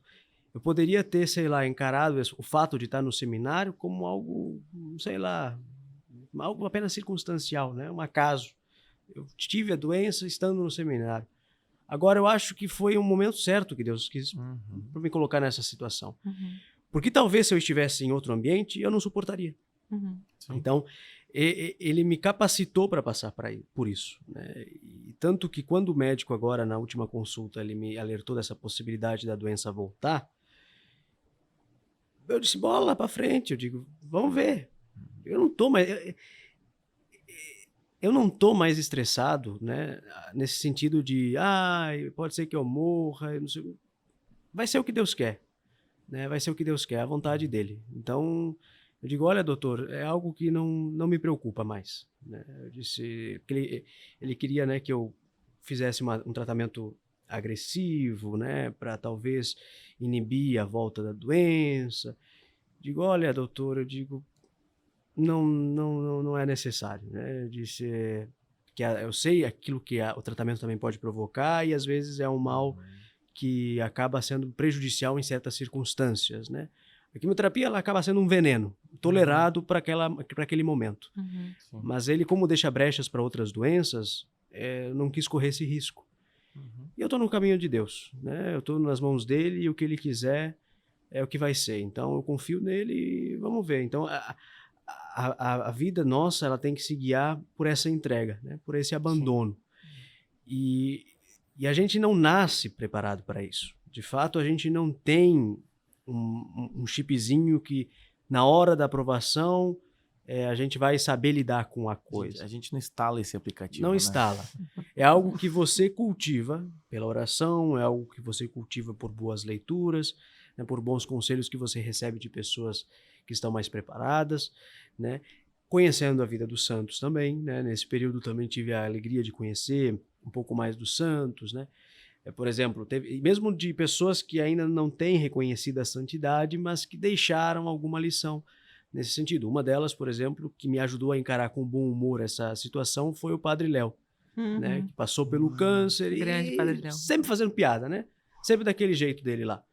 E aí assistir as palestras dele, ver sobre o que ele falava no período da doença, também me ajudou a encarar o câncer de bom humor. Então, mesmo fazendo piada com a própria aparência, né? Essas coisas que davam, né, uma leveza, apesar da situação não positiva, né? E olhar para esses modelos, né? Porque se a gente não tem um norte, de fato, também tem maior facilidade de cair nesses desesperos. Isso me lembra, obviamente, quando você fala isso, me lembra o Viktor Frankl, né? Com a questão do sentido da vida, né? Quem tem um porquê sofrer, né? Quem tem um porquê viver, suporta quase todo o como, né? E é interessante quando a gente faz esse paralelo, com isso que você falou agora de viver apesar da doença. Porque senão fica parecendo isso também, assim, né? Agora eu fui sentenciado, né? Não é nem diagnosticado, sentenciado com isso, então agora eu sou a pessoa que tem câncer. Isso, eu sou a pessoa que, enfim, estou passando por essa dificuldade. A pessoa se identifica com aquela questão, né? E não vive mais nada, né? É como se não pudesse ser um seminarista com câncer, como se não pudesse ser alguém vivenciando com isso, vivenciando essa circunstância da vida. Sim. Porque se a morte perde esse peso de acabou, né? A morte perde um pouco esse temor de o fim das coisas, né? Você acaba percebendo que então é uma circunstância que você está vivendo e dá para se viver muito bem, né? Dá para tirar sarro disso, dá para ser feliz e dá para tocar o seu trabalho, a sua vocação tranquilamente, né? Enquanto, enfim, talvez ou faça uma cura completa ou enquanto a doença não volte. E se ela voltar, vamos então cuidar dela para depois ter saúde de novo e a vida vai seguindo dessa maneira, né? Sim, sim. É lógico, há momentos, né, que você pode ficar incapacitado de exercer certas coisas. Sim. Né? E Deus quer que naquele momento você esteja incapacitado. Né? Hoje eu estou mal, não sei lá, não consigo de jeito nem sair da cama, por exemplo. Não se ire com isso.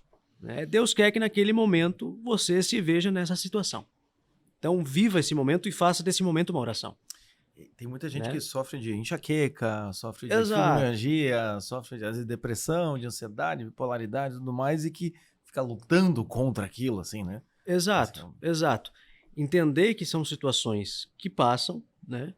Mas que Deus está querendo que você vivencie aquilo daquele modo. Deus quer naquele momento, talvez, que você de fato esteja convalescente ali na cama, sem poder fazer muita coisa. Não quer você trabalhando agora. E faça desse momento um momento de resignação, né, com um olhar esperançoso, com alegria, e que ofereça aquilo por amor. É isso que Ele quer. Né? Agora é evidente, em situações mais comuns, mesmo numa doença em que você está com oportunidade de fazer outras coisas, né, que aquilo não seja necessariamente o centro da sua vida. Né? Você está doente, né? Mas isso aí, como você disse, é uma circunstância. Né? Hoje, se eu tenho oportunidade de conseguir, sei lá, trabalhar, estudar, etc., faça essas outras coisas. Né? A tua vida não se resume na doença. Né? Deus permite ela como uma provação, como uma forma de mostrar sua fidelidade a Ele, né? Mas não é para você ficar girando em torno disso o tempo inteiro, remoendo, que isso também acaba sendo às vezes uma tentação, né? Acaba sendo uma tentação de você fazer disso o centro do negócio e isso te incapacita para qualquer coisa, já não posso fazer mais nada. Né? Depende de situação para situação. Né? Depende de situação para situação. É que pode fortalecer, às vezes, um discurso de autopiedade, também. De vitimismo, até poderia fazer se não fosse. A gente fica nesse limbo, né? O remédio para isso é olhar o outro. O remédio, para as vezes que eu pensei em reclamar, era de olhar, por exemplo, no hospital, uma criança de 5 anos fazendo quimioterapia. Ou de olhar uma pessoa que não fazia como eu a quimioterapia, indo até o hospital e voltando para o seminário. Que tinha que ficar lá internada porque passava mal imediatamente e corria riscos de ter problemas maiores. Então, perceber que você não é a pessoa que mais sofre. né? E isso é até uma soberba, né? Ai, como eu sou sofredor, eu sou o maior sofredor de todos. Né? Exato. Até isso pode acabar Eu e Jesus caindo Cristo nessa vaidade. igual. Pode acabar acontecendo isso. Então, ter esse olhar também para quem está ao redor ajuda, né, a você ter forças também para não se deixar abater numa circunstância como essa. E a gente tem o costume de olhar para o outro para ver que nós somos o pior, né? Você tá falando do seu marido. Ai, deixa eu falar do meu. Você não sabe como é difícil lá em casa. Você tá falando dos seus filhos. É interessante esse olhar de você fazer o inverso mesmo, né? Olhar pro outro e falar, não, pera lá, você sofre mais do que eu, né? Sim. Sim. Fazer essa mudança é interessante, porque aí a gente vai se esquecendo um pouco de nós mesmos, né? Que eu acho que eu acho interessante a dor, porque a dor, ela é muito pessoal, ela traz lá para um âmago, assim, né? A gente sofre muito na nossa existência, mas ao mesmo tempo, às vezes, a dor prova que, cara, você é só um humano passando, né? No teu caso, você é um rapaz passando por um tratamento de câncer e outras pessoas também estão passando, né? O porquê eu, é aquela pergunta, mas por que não você, né? Por que você não pode passar por esse sofrimento, né? Exato. O que você tem de mais que você não pode passar por isso? Então também dá essa ideia assim de dar uma baixada na bolinha, né? Vamos dizer assim. Exatamente, não, exatamente. E entender que o único que sofreu injustamente foi Nosso Senhor. Ele quem sofreu injustamente. A gente merece. Aquilo que a gente padece no dia a dia, as contrariedades, perseguições, dores, né? A gente merece isso. Né? Nós merecemos, né? Agora ele não. E agora entender que o meu sofrimento, né, por pequeno que seja, ele pode ter um sentido maior, a partir dele, aí sim, aí a coisa faz a diferença, né? De também fazer do meu sofrimento algo que pode ter de generosidade, né? Então, oferecer aquilo que estou passando pela conversão de alguém, oferecer aquilo que estou passando pela igreja, né? Sei lá, mesmo em reparação dos próprios pecados, porque essa é uma das finalidades também do sofrimento, a gente tem que agradecer quando a gente tem esses padecimentos passivos, que não é a gente que escolhe uma penitência, né? Uma coisa é você se propor fazer um jejum hoje, eu vou fazer um jejum em reparação dos meus pecados. Ótimo, maravilha. Agora, você está passando por uma circunstância que não foi você que escolheu. Então, ofereça isso gratuitamente também como uma oportunidade de reparar os pecados que você também cometeu e os pecados da humanidade e outras situações que também podem ser beneficiadas por essa situação. Agora, para isso é preciso vida de oração e sacramento, né? A oração do dia a dia, né? Se você não participa da missa, não tem a possibilidade de estar diariamente, a récita do terço, né? Uma leitura bíblica, a leitura espiritual, conhecer a vida de um santo, né? Missa sempre que possível, confissão sempre que possível, né? E fazer esse esforço, né? A partir da oração, se fazer mais próximo de Deus, né? E fazer também desses padecimentos também uma oração. Até te perguntar isso, né? Você já falou um pouquinho aqui, falou agora, da questão assim, como se preparar, né? Vamos dizer assim, como que a gente melhora, então, para quando vier a hora do tranco, né? Aguentar o tranco da vida, né? Você falou agora da oração, né? Da participação dos sacramentos, né? Tem alguma dica que você aprendeu, alguma questão muito pessoal que você desenvolveu na sua vida? Uma oração específica? Algum santo que você se identificou? Alguma questão dessa? Quem sempre me amparou foi Nossa Senhora.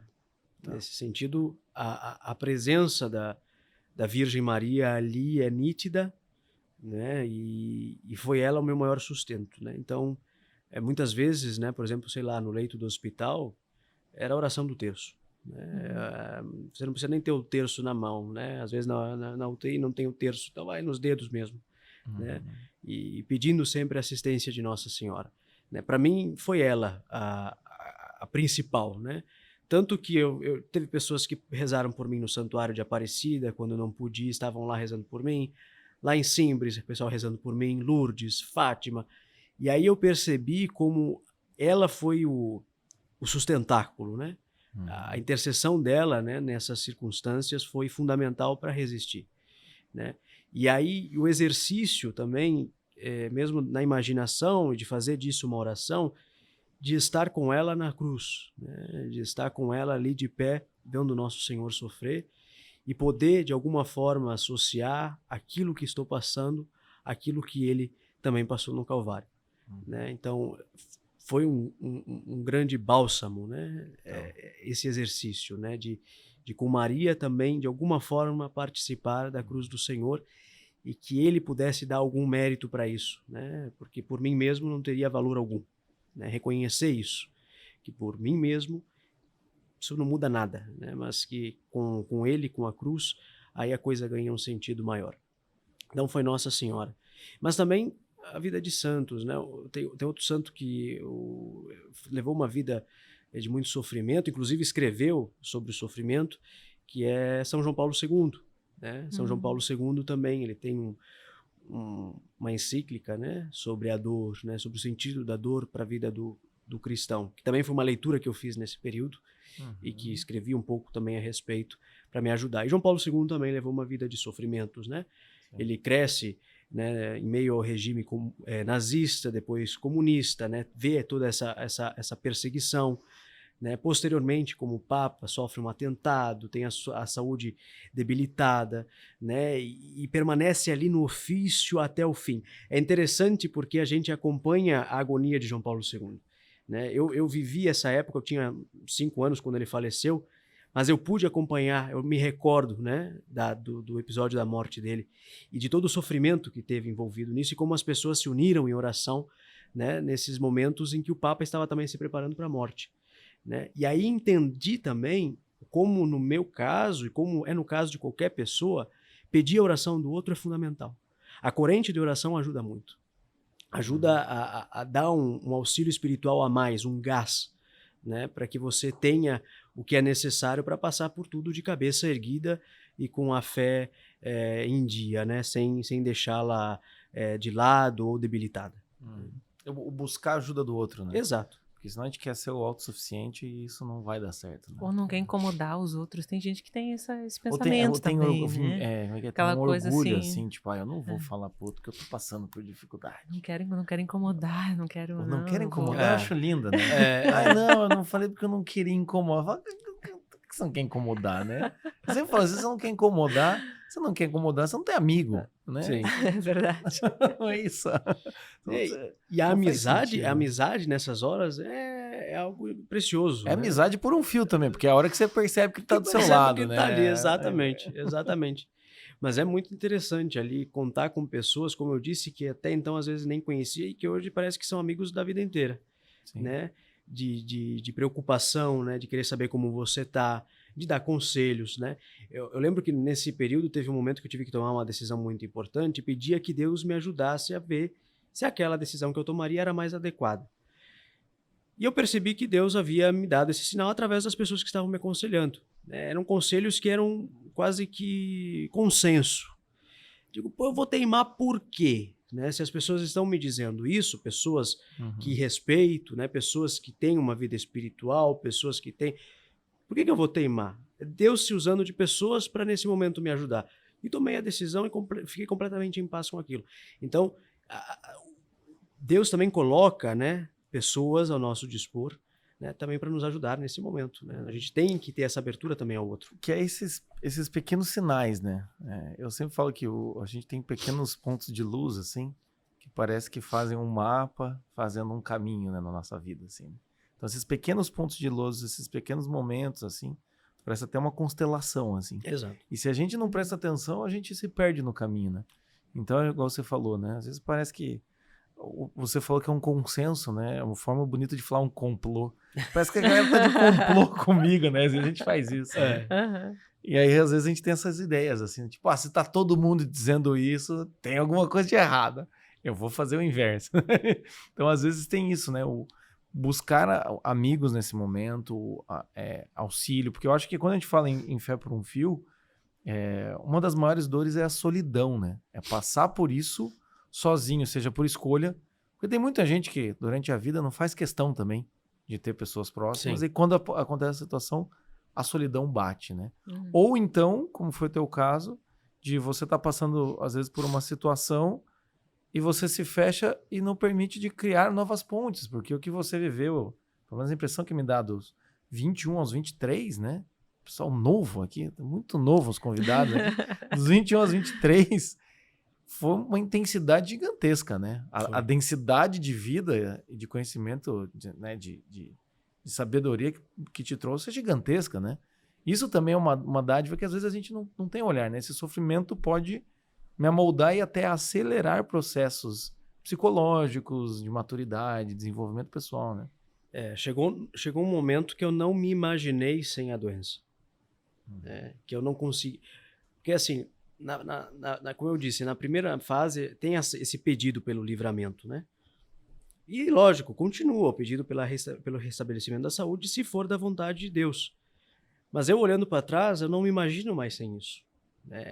Quer dizer, é um capítulo necessário da minha história. Perfeito. É algo pelo qual eu precisava passar, e preciso. Essa tensão ainda de saber se a doença volta ou não volta, faz parte da minha vida. E assumo isso talvez como um dos capítulos principais dela. Não sei quanto tempo ainda tenho, né? Mas é algo que não poderia ter não acontecido. E aí a gente entende que as coisas acontecem como Deus quer. E sobre a solidão, há momentos que a gente vai padecer a solidão mesmo estando cercado de pessoas. Porque é um sofrimento que eu passo que os outros não vão passar. Nesse sentido, é algo meu, é algo pessoal, é algo que eu preciso atravessar isso. É a minha cruz, então que eu a tome como sendo minha mesmo. E há momentos que é você e Deus ali, porque o sofrimento interno nem sempre ele é compreendido. Em qualquer situação. Então, por isso que às vezes tem pessoas que passam por algumas questões um pouco mais leves, mas tomam aquilo como algo muito forte, né? E a gente também precisa ter empatia, de compreender o porquê disso, né? E de ajudar, de fato, com o sofrimento que é dela, né? E dar a ela, né, a partir dos nossos conselhos, né, e do nosso modo de viver, com o nosso testemunho também, a oportunidade dela crescer com aquela circunstância que ela está passando. Né? Então, a solidão, ela faz parte, né? E também é algo que tem que ser oferecido a Deus, né? Naqueles momentos que, sei lá, há também uma doença interior, digamos aí, que te faz se sentir desesperançoso, né? Que talvez te coloque lá embaixo, que você acha que não tem mais o que fazer, né? Que essa secura, ela vem.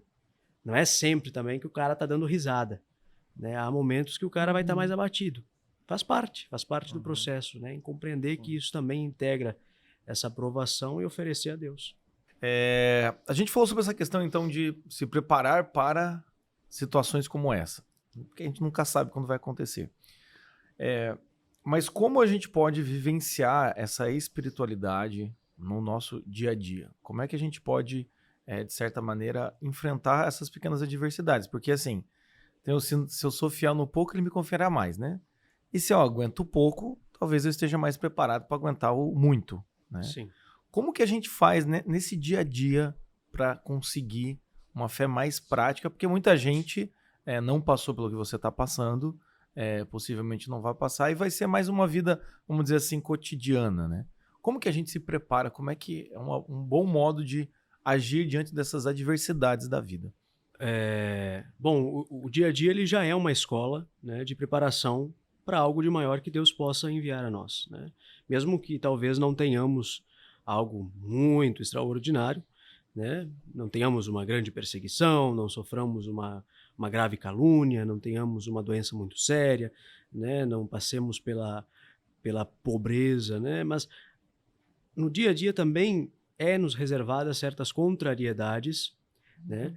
Que podem ser ocasião para termos certos méritos, né? A partir destes pequenos sofrimentos, né? Contrariedades que muitas vezes a gente, sei lá, encontra no ambiente de trabalho, né?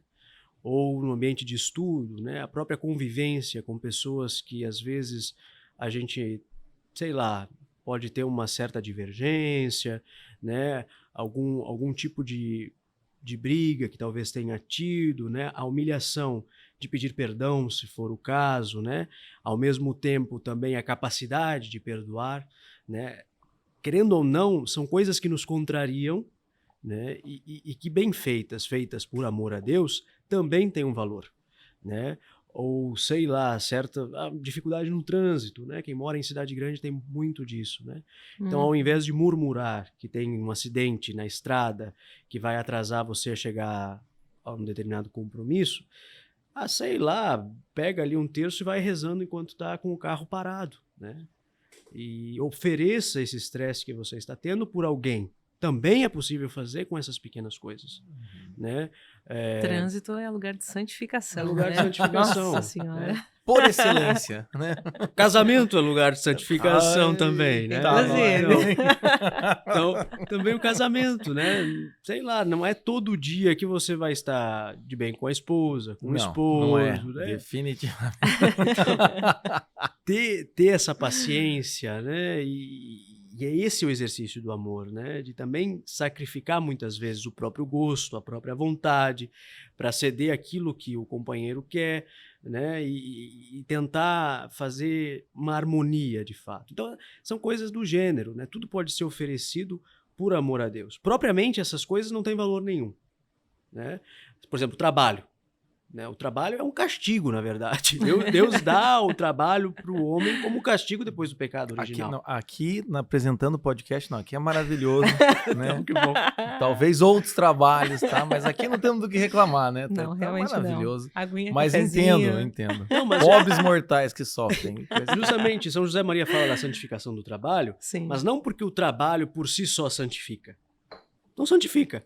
Agora, você oferecer o trabalho que está fazendo, muitas vezes com as suas dificuldades, né? Um dia exige um pouco mais, as coisas não saem como ocorrido, etc. e tal, é uma oportunidade de você se santificar. Mesmo porque você pode fazer aquilo, em vez de obrigação, algo por generosidade, né? Fazer sempre algo a mais. Esses dias eu ouvi alguém falando assim, você deixar de comer alguma coisa é dieta, né? Se você botar uma intenção naquilo, você pode chamar de jejum, né? Ou seja, tem um sofrimento ali que, se ele não tem um grande sentido, ele pode só ser um sofrimento cotidiano ali que você tá resistindo a alguma coisa que vai te fazer bem num nível. Agora, se você consegue ver por um olhar espiritual, você consegue trazer o outro plano junto àquilo, se torna algo muito, né, muito mais grandioso e até dá muito mais vontade de continuar permanecendo e lutando contra aquilo e mantendo aquele hábito positivo, né? Sim, porque aí a coisa vai além de ser uma rotina, né? Porque às vezes a gente corre o risco de fazer as coisas no automático e aí não faz aquilo que é próprio também, um conselho próprio das Escrituras, né? De orar a todo tempo, né? E como a gente reza a todo tempo? Justamente nessas coisas do cotidiano, do dia a dia, que nós podemos, com uma intenção, transformar em oração, né? Então, praticamente tudo pode ser ocasião de crescimento espiritual, né? Qualquer contrariedade, se nós colocarmos nessa disposição, nessa vontade que oferece aquilo que estou fazendo, aquilo que estou passando, por pequeno que seja, por amor a Deus e também em generosidade aos demais. E se caso a coisa estiver muito light mesmo, não só se caso, é algo que é próprio da vida do cristão, né? Mas também se aplicar voluntariamente penitências. Né? Isso não é só para a quaresma, né? Então, voluntariamente colocar, sei lá, hoje estou no almoço aqui no restaurante e, sei lá, não vou temperar a salada, vou comer assim mesmo. É uma pequena coisa, mas que você já está contrariando o paladar, né? Já é uma pequena penitência. Então, vai fazendo essas pequenas coisas, muitas vezes que não são perceptíveis, né? Que as pessoas não vão saber que você está fazendo. E que ótimo que não sabem que vocês estão fazendo. Né? Dormir sem o travesseiro, né? Tomar um banho gelado, né? Algumas coisas mais elevadas, aí sim, com o auxílio do diretor espiritual. Né? Você não me saia fazendo as coisas, não. Entendeu? Assim, ó, porque achei uma boa ideia não comer durante uma semana, sei lá, qualquer coisa, não é bom, né? Até pode se tornar vaidade. Isso. Né? Em alguns momentos você pode, sei lá, tô podendo mais que Jesus, vou jejuar mais de 40 dias. Não é por aí. Né? Então, também com supervisão do diretor e obedecendo, né? Sempre com muita obediência ao próprio diretor, né? Porque muitas vezes ele vai dizer, não faça isso. Então você não faz, né? Porque ele sabe que no fundo é porque ele vai saber uma que no fundo é uma vaidadezinha às vaidade. vezes, né? Exato. Como eu sou santa. Exatamente. Uhum. E aí, sim, essas coisas que são passivas, ativa é essa penitência que a gente se coloca. Mas essas coisas passivas, né, do acidente no meio do trânsito, de algum colega um pouco mais desagradável, alguma coisa nesse sentido, essas coisas que a gente não pede, mas que são colocadas na nossa vida, que aceitando de bom grado e oferecendo a Deus também podem ter algum mérito, né, unido ao sofrimento de Jesus Cristo também na cruz. Tem um livro da minha biblioteca católica que é Conformidade à Providência Divina, que é um branquinho pequenininho, né? E ele fala que deixa eu ver, tá aqui? Não, ele não está no meio de nós. Em que o autor, né, ele não é um santo, mas ele fala, né? A santidade é você cumprir com o seu dever as coisas que você escolheu e as circunstâncias, né? Ou seja, depende do seu trabalho, da sua, né, casado ou então religioso, e cumprir o melhor possível naquilo, né? Então é a forma ativa. E a forma passiva é você aceitar as adversidades quando elas acontecem. Eu li aquilo e eu falei, né? Como a gente é besta nessa vida, né? É interessante porque parece simples porque é simples. Sim. Né? O problema é que a gente complica, né? Sim. Então chega nessas horas, a gente quer... vendo o seu relato, eu fico pensando assim, muita gente está ouvindo isso e é um termo que muita gente hoje fala que é um storytelling, né? É uma vida, uma jornada, né? Uma história para se contar com grandes dramas, enfim, grandes superações, e às vezes fica achando que lá na sua casa não tem como fazer essa entrega, né? Eu acho interessante isso, a gente pode sim entregar a Deus e a gente pode realmente ajudar no nosso desenvolvimento espiritual com essas pequenas coisas, né? Tá aí Santa Teresinha para provar né, que isso é uma realidade mesmo, né? E é justamente por ser algo simples que muitas vezes a gente deixa passar batido. Exatamente. Né? Subestima, né? É uma coisa que a gente faz muito, subestima as pequenas ofertas diárias, a gente acaba subestimando, achando que vai chegar o momento que quando eu passar por algo realmente sério, aí eu vou... E talvez não esteja preparado. Oferecer a Deus. E com certeza, né? Muito provavelmente não vai estar, porque não se deixou forjar pelas pequenas. A gente fica esperando o momento grande, perde um monte de oportunidade, quando o momento grande vem, a gente não está preparado e a gente perde, mas é um negócio louco isso, né? E o que me chama é sucessão de fracassos.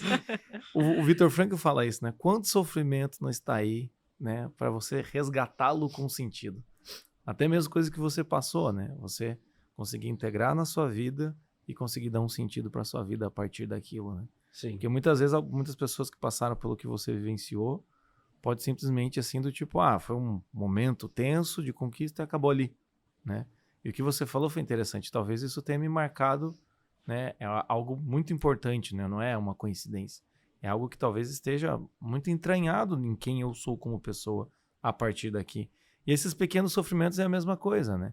Eu sou aquele que nunca mais comeu salada temperada. Eu sou aquele que, no meu caso, né? Tô tomando café sem açúcar recentemente. Sou aquele que, né? Tirou açúcar. Esses pequenos... Porque senão a gente fica esperando esse grande momento de sofrimento que sempre alguém vai acabar sabendo que a gente está passando. Sim, né? sim. Essas pequenas coisas no silêncio eu acho que é interessante tentar vivenciar, né? Porque o sofrimento ele é a privação, né, de algum bem real ou até imaginário que nós consideramos necessário ou útil para a felicidade. Então isso é o sofrimento. A privação da saúde, a privação, né, sei lá, do emprego. Mas essas contrariedades menores, querendo ou não, também interferem na nossa felicidade. Né? Sei lá, minha vida seria mais feliz, né, se eu tivesse chegado hoje no horário do trabalho, não tivesse aquele trânsito caótico de Porto Alegre. Então é um sofrimento. Né? Tem a sua proporção, mas é um sofrimento. Vai deixar passar batido por quê? Vai ficar xingando o cara que está na rua? Né? Então você já joga no chão essa oportunidade e às vezes acaba até mesmo pecando. Pecando por ingratidão a Deus, pecando pela murmuração, pela irascibilidade com determinada pessoa, com a sua própria circunstância. Né? E aí aquilo que na verdade seria ocasião de elevação pode ser até ocasião de queda. Né? Isso é desde aquilo que é de mais pequeno até para aquilo que é de mais grande na nossa vida. Então a gente tem de fato de se educar no pouco, e é um desafio tremendo. Muitas vezes seguir a coisa ordinária é mais difícil do que você quando está numa situação extraordinária, que você é obrigado muitas vezes a parar para pensar, a refletir na vida, etc. e tal, do que você, na comodidade do dia a dia, né, de fato exercitar de forma concreta, né? Então, tem que ter essa ótica da fé em todos os momentos, desde quando você acorda até a hora que vai deitar. E aproveitar esse teu dia ao máximo possível também como uma oferta a Deus. Então, já iniciar o dia oferecendo a Deus tudo aquilo que você vai passar, né? Sejam as alegrias, sejam as tristezas, né? E que isso seja para a maior glória de Deus e também para a sua própria edificação. E hoje em dia é interessante porque muita gente, às vezes até mesmo páginas, influencers digitais, coaches de organização do dia, falam a mesma coisa, né? Né, presta atenção no que você vai fazer, presta atenção na sua alimentação, presta atenção em como você vai agir, ou então tem mesmo o Jordan Peterson fala do arrume o seu quarto, então tudo isso, né? E é um princípio que a gente pode também utilizar para a parte espiritual, para a gente não ficar tão, né? Porque às vezes alguém tá ouvindo o podcast e acredita que esse lado espiritual tá muito longe do dia a dia, não, né? Vamos então trazer isso para pequenas coisas que eu acho que a gente consegue aos pouquinhos ir melhorando essa realidade, né? Claro, e aí mesmo crescendo também no sentido da penitência ativa, né? No momento em que você, nas pequenas coisas, consegue ser fiel, também você vai conseguir, mesmo se colocar em determinadas penitências maiores, justamente por essa virtude que você já conquistou naquilo que há de pequeno, né? Então, sim, tem que aproveitar o cotidiano da melhor forma possível. Perfeito. O que eu fiquei pensando também é como essas situações, elas podem, às vezes, até evitar, de uma certa forma, que a gente passe de uma forma muito intensa por essa experiência da fé por um fio, no sentido de crise de fé mesmo, né? Que é uma outra questão, assim. Às vezes a pessoa até ela não passou por uma situação de grande sofrimento na vida, mas ela, talvez, em algum momento, ela passe por um momento de crise de fé. Que talvez não tenha sido desencadeado por alguma situação específica, mas que talvez chegue, assim, alguma noite escura da fé que ela vai, digamos que, duvidar e, né, ter aqueles momentos, assim, de grande dúvida, de afastamento de Deus, enfim. E o quanto manter essas práticas diárias, elas podem nos ajudar também a evitar essas coisas, assim, né? Manter essa prática de estar sempre em contato com Deus, assim, estar sempre perto de Deus, pode nos ajudar a evitar, digamos assim, ou pelo menos remediar um pouco essa chance, entre aspas, de chegar a ter um momento muito crítico, assim, de dúvida de fé, digamos, né? Até porque as consolações, elas não necessariamente serão constantes. Então, sei lá, você vai ter momentos que vai rezar, que você vai fazer as suas orações e que vai tirar ali o maior proveito possível. E há momentos que vai ter uma secura mesmo na oração. E aí você vai entrar nessa crise, será que Deus deixou de falar comigo, né? Onde é que está Deus nessas situações, né? Porque também esse deserto espiritual também é uma forma de sofrimento, que também os santos passaram, né? Então, educar a vontade, né? Para entender que muitas vezes na nossa vida, aquele momento de oração, aquela coisa da rotina, ela de fato vai parecer algo maçante e algo por obrigação, mas que ainda assim você faz por amor a Deus, né? E em algum momento você vai ter a consolação para ter esse alívio, né? Mas faz parte, e é muito fácil se desvirtuar justamente nos momentos de maior comodidade, né? Porque aí quando aparece qualquer coisinha que lhe seja um pouco contraditório, aí já é como se Deus tivesse fechado os olhos para mim e acabou tudo. A gente experimenta o silêncio de Deus, né? O silêncio de Deus faz parte, né? E também é pedagógico. Mesmo nosso Senhor, ele se sente desamparado, né? Em determinado momento ele reza, pede que o cálice seja afastado e no alto da cruz, meu Deus, por que me abandonastes, né? Então o lado humano de Cristo também sofre com esse deserto, né? Então na nossa vida não será diferente. Menor proporção, é evidente, nada perto do que ele passou, mas a gente experimenta essas coisinhas pequenas e ele mostra que é possível superar com perseverança, né? Nutrindo aí uma vida de oração e sem esquecer que há um Deus que nos ama e que nos quer junto dele. Bem, falando sobre o cotidiano, Igor, você citou também a questão da leveza, né? Ver como bom humor, né? A contrariedade. Como é que você vê isso? Porque também é meio que anticultural, né? Hoje em dia as pessoas parecem que dão muito peso para as coisas As coisas ficam tudo muito pesadas, né? Reclamar virou quase um esporte.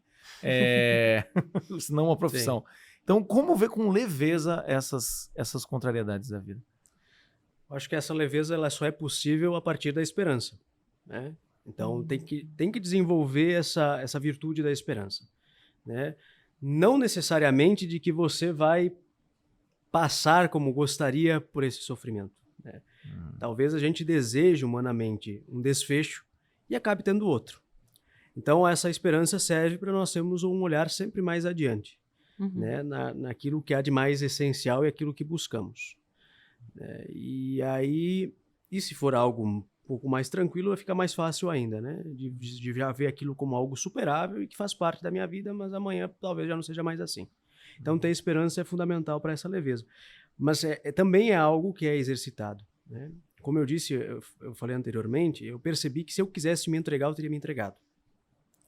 É muito fácil de eu chegar e me colocar no quarto e dizer eu estou doente e hoje eu não quero nada com nada, né? Sabendo que talvez naquela ocasião, se eu colocar um pouco mais de vontade, não, eu vou conseguir fazer muitas coisas no dia. Então, é preciso ter essa fortaleza, né, de, poxa, minha vida não se resume a isso que eu estou passando. Então, bola para frente, né? Puxa uma piada, né? Como eu disse, mesmo na minha situação, eu fazia troça comigo mesmo. Quando eu raspei o cabelo, eu ia começar a quimioterapia numa quarta-feira, e aí, naquele fim de semana, inclusive, eu fui com meus colegas, alguns dos meus colegas, no caso, ver o jogo do Inter, no Beira-Rio. E aí, já vou raspar o cabelo. Já sabia que ia cair mesmo. Aí, pedi lá para um colega meu raspar, raspou, tal.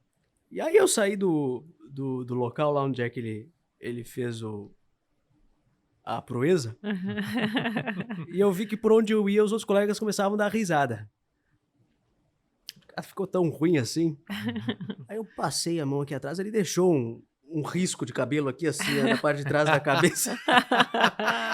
Então é assim, né? É uma situação pela qual eu tenho que passar. Reclamar não muda nada, né? Essa situação ela vai ter que ser vivida. Inclusive, né? piora. E piora, claro, com certeza piora. Inclusive, numa situação de saúde, é o pior que tem, porque isso reflete até mesmo no sistema imunológico, né? Então, você, na verdade, se você quiser sair por cima dessa situação, você vai ter que, em algum momento, ceder ao sentir a dor, ao reclamar e botar a alegria no meio, né? E aí, nessas pequenas coisas, também é possível de fazer isso, né? Fazer sempre, sei lá, o Padre Léo, como eu falei também antes de citei ele, eu achava muito natural nele aquilo, né? Tanto que aquele Padre Léo que antes da doença fazia piada, se manteve no período da enfermidade, né? Então, quer dizer, o bom humor é algo típico dos santos, né? Como eu disse, você tem a sobriedade, você tem a serenidade dos santos, né? Mas você também vê neles um sentido de humor. O próprio Jesus Cristo também tinha sentido de humor, né? Então não tem que levar a vida, e muito menos, né, nessas situações de pesar, nessas situações de sofrimento, a coisa de uma forma como se, sei lá, se você vivesse numa prisão. Não faz sentido. Por isso que eu digo, não foi algo para mim muito difícil, porque parecia que foi natural. Parece que é natural, né? Agora, o que você tem que fazer é se esforçar para não cair no oposto, né? Justamente não cair nessa murmuração, que é algo que a gente está mais propenso a fazer, né? A gente está mais propenso a reclamar, a gente está mais propenso a falar mal, a gente está mais propenso a se queixar das circunstâncias, né? É mais comum, e isso mesmo que não resolva nada. É interessante você falar isso do rir, né? Porque o termo comédia vem de uma história que termina bem, né? Tanto que tem a Divina Comédia do Dante, né? Uma história que termina bem. E a tragédia é uma história que termina mal, né? E a comédia traz essa ideia do bom humor, da leveza, do rir hoje em dia, né? Então é exatamente isso, né? Um santo sabe que vai acabar bem se você estiver com Cristo, independente do que aconteça, né? Sim. É por isso que essa leveza parece que é quase que é um chamado a ser leve, né? Que é também fazer esse paradoxo, né? Diante de uma coisa triste, você leva com leveza, o que é meio que paradoxal muitas vezes, né? Sim, sim. Ter como pesar aquilo de fato que a gente tem que lamentar.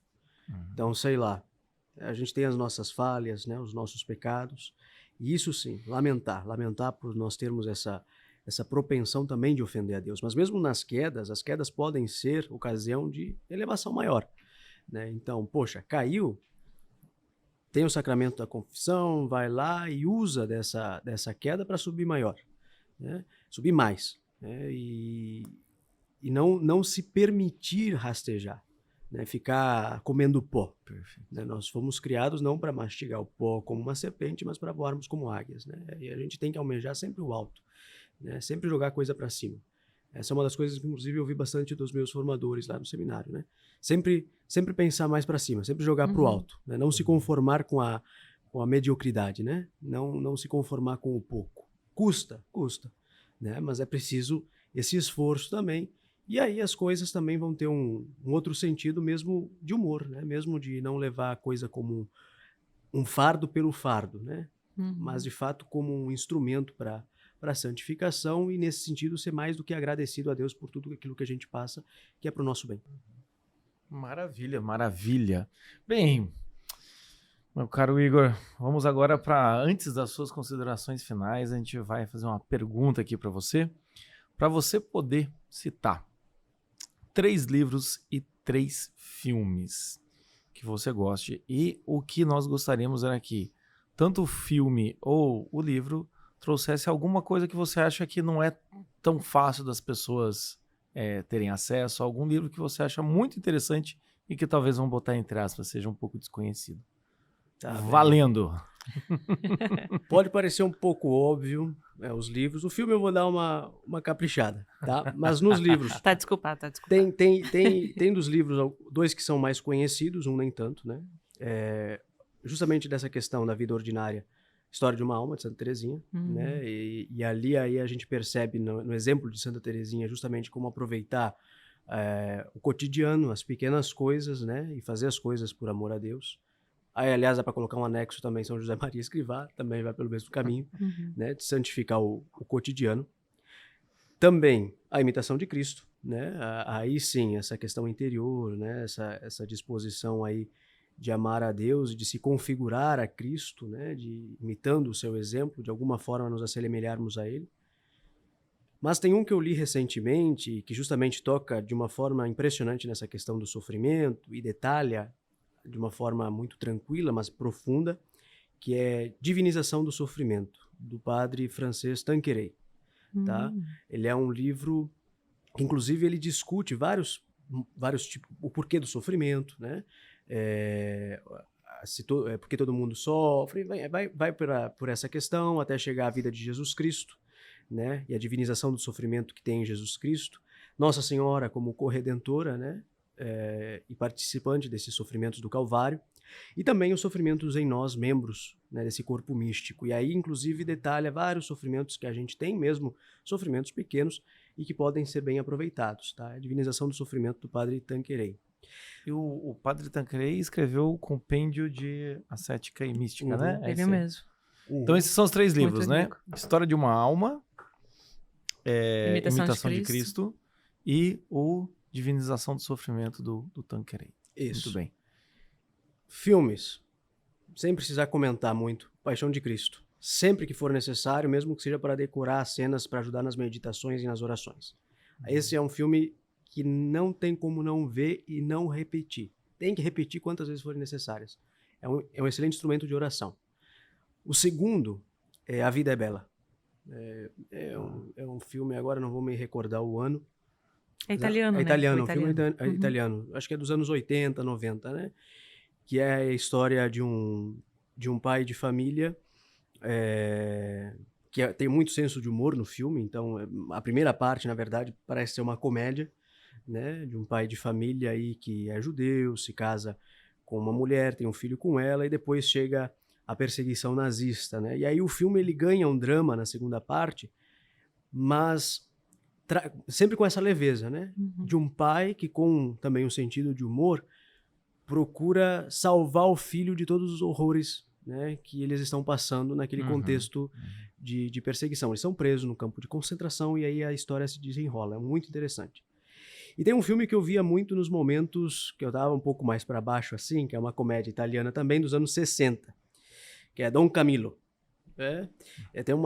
São uma sequência de filmes, né? De um padre italiano que vive de briga com o prefeito comunista.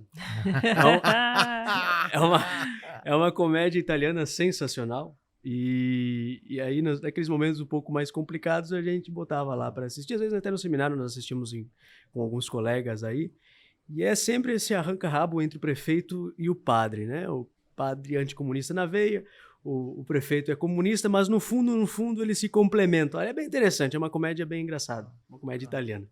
São essas indicações. Maravilha, então. Muito bom. Se você não assistiu Paixão do Cristo, eu não sei o que você está fazendo aqui. Não, tô brincando. Mas tem que assistir mesmo, né? A Vida Bela também, um clássico, e o Dom Camilo, né? Fiquei curiosa para ver isso. Não vi ainda. Viu? A ideia funciona, entende? É uma indicação inusitada, porque muita gente não assistiu. Boa, gostei dessa ideia. Thaís, chama as considerações finais do Igor, então. Acho que chegou a hora, né? Depois dessa conversa, assim, não sei quem está escutando aí, mas eu pelo menos já fiz inúmeras revisões de vida aqui, fiquei pensando mil coisas. A vida passando, né? Como um filme, né? Literalmente, assim, pensando, meu Deus, né? A gente vai fazendo toda uma revisão de várias coisas, mas é muito bom. Igor, a gente queria então que tu fechasse, assim, com alguma coisa que tu queira complementar, alguma outra consideração para finalizar, alguma mensagem para quem está nos escutando. Fica à vontade aí para finalizar como tu quiseres. Diante dessa questão, né, de que a fé pode estar em algum momento por um fio, né, dessas situações que a gente passa, pequenas ou grandes, ter a certeza de que Deus nunca permitirá o mal se não puder extrair dele um bem maior. É algo batido, às vezes se torna até como um clichê para quem tem uma vivência já no catolicismo. Mas é uma verdade que tem que ser lembrada, né? Que nessas circunstâncias que muitas vezes nos causam tristeza, humanamente a gente não deseja, ali pode de fato nascer um fruto, né, que vai ser de proveito, não apenas para a minha vida, mas também para a vida daqueles que estão ao meu redor e sobretudo para a glória de Deus. Afinal de contas, a gente foi criado para isso, né? Para servir e para dar glória a Deus, né? E um dia também nos salvarmos, né, se assim Ele nos permitir, com a sua infinita misericórdia, né? Então, que a gente nessas dificuldades cotidianas, sejam elas extraordinárias ou a nossos olhos de pequeno porte, né, que a gente saiba perceber ali a ação de Deus em nossa vida para nos fazer de nós alguém melhor, né? E compreender que a vocação é a única, né, de todos, que é a santidade, né? Então, que se Ele permite isso é porque de alguma forma Ele me privilegia com certas situações que podem me fazer reparar os pecados e também demonstrar a minha fidelidade a Ele, né, pagando amor com amor, né? E o sofrimento é uma das formas primordiais de fazer isso, até porque a nossa salvação também veio do sofrimento de Jesus Cristo. Eu acho que essa é a mensagem que dá para deixar dessa reflexão sobre a fé por um fio. Muito bem. Brilhantemente, muito obrigada, Igor. Muito bom, Igor. Igor, como é que a gente encontra você? Tem rede social, não tem? Como é que é o @? Tem. No Instagram, que é mais conhecido, é @IgorPavan3. 3 é escrito, é sobrenome, não é número. Quando a gente vai falar o 3 lá, o pessoal fica meio confuso. É IgorPavan3. Tá. Tudo junto. E você tá no seminário? De Frederico Westphalen. Tá. Estou no seminário de Frederico Westphalen. A gente tem a formação do seminário maior aqui em Porto Alegre. Na verdade, o seminário fica ali em Viamão, né?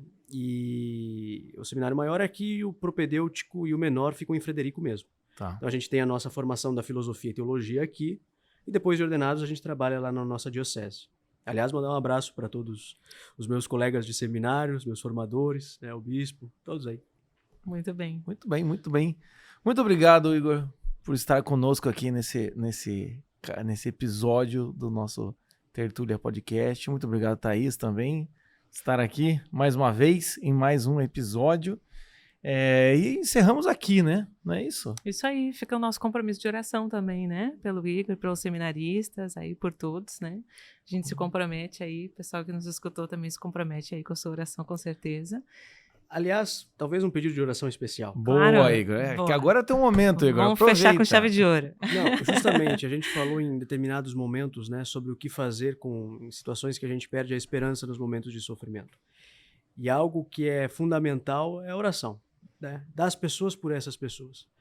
E eu, nesse período de hospital, né, eu tive contato com várias realidades muito difíceis, né, e que eu percebi que não tem outra solução a não ser através da fé, através da oração. Então, que a gente dedique talvez uma oração muito especial a essas pessoas que passam por dificuldade, não apenas de debilidade física, mas que não estão sabendo passar por esse momento e que talvez tenham nessas circunstâncias se afastado mesmo de Deus, né?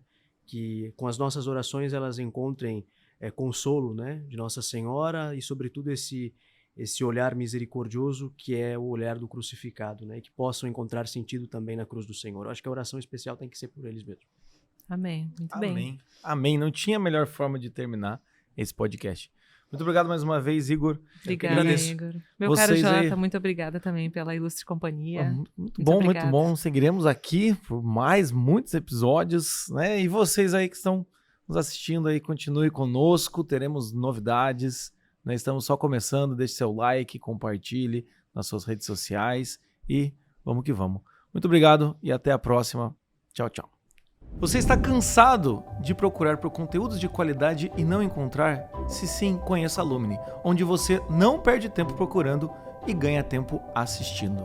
No nosso catálogo temos filmes, séries com valores e você pode assistir tanto na TV, no seu smartphone quanto no seu computador, quando e onde você quiser. E sabe o que é melhor? Você gasta apenas 80 centavos por dia no nosso melhor plano. Comece a sua mudança aqui conosco, clique no link abaixo.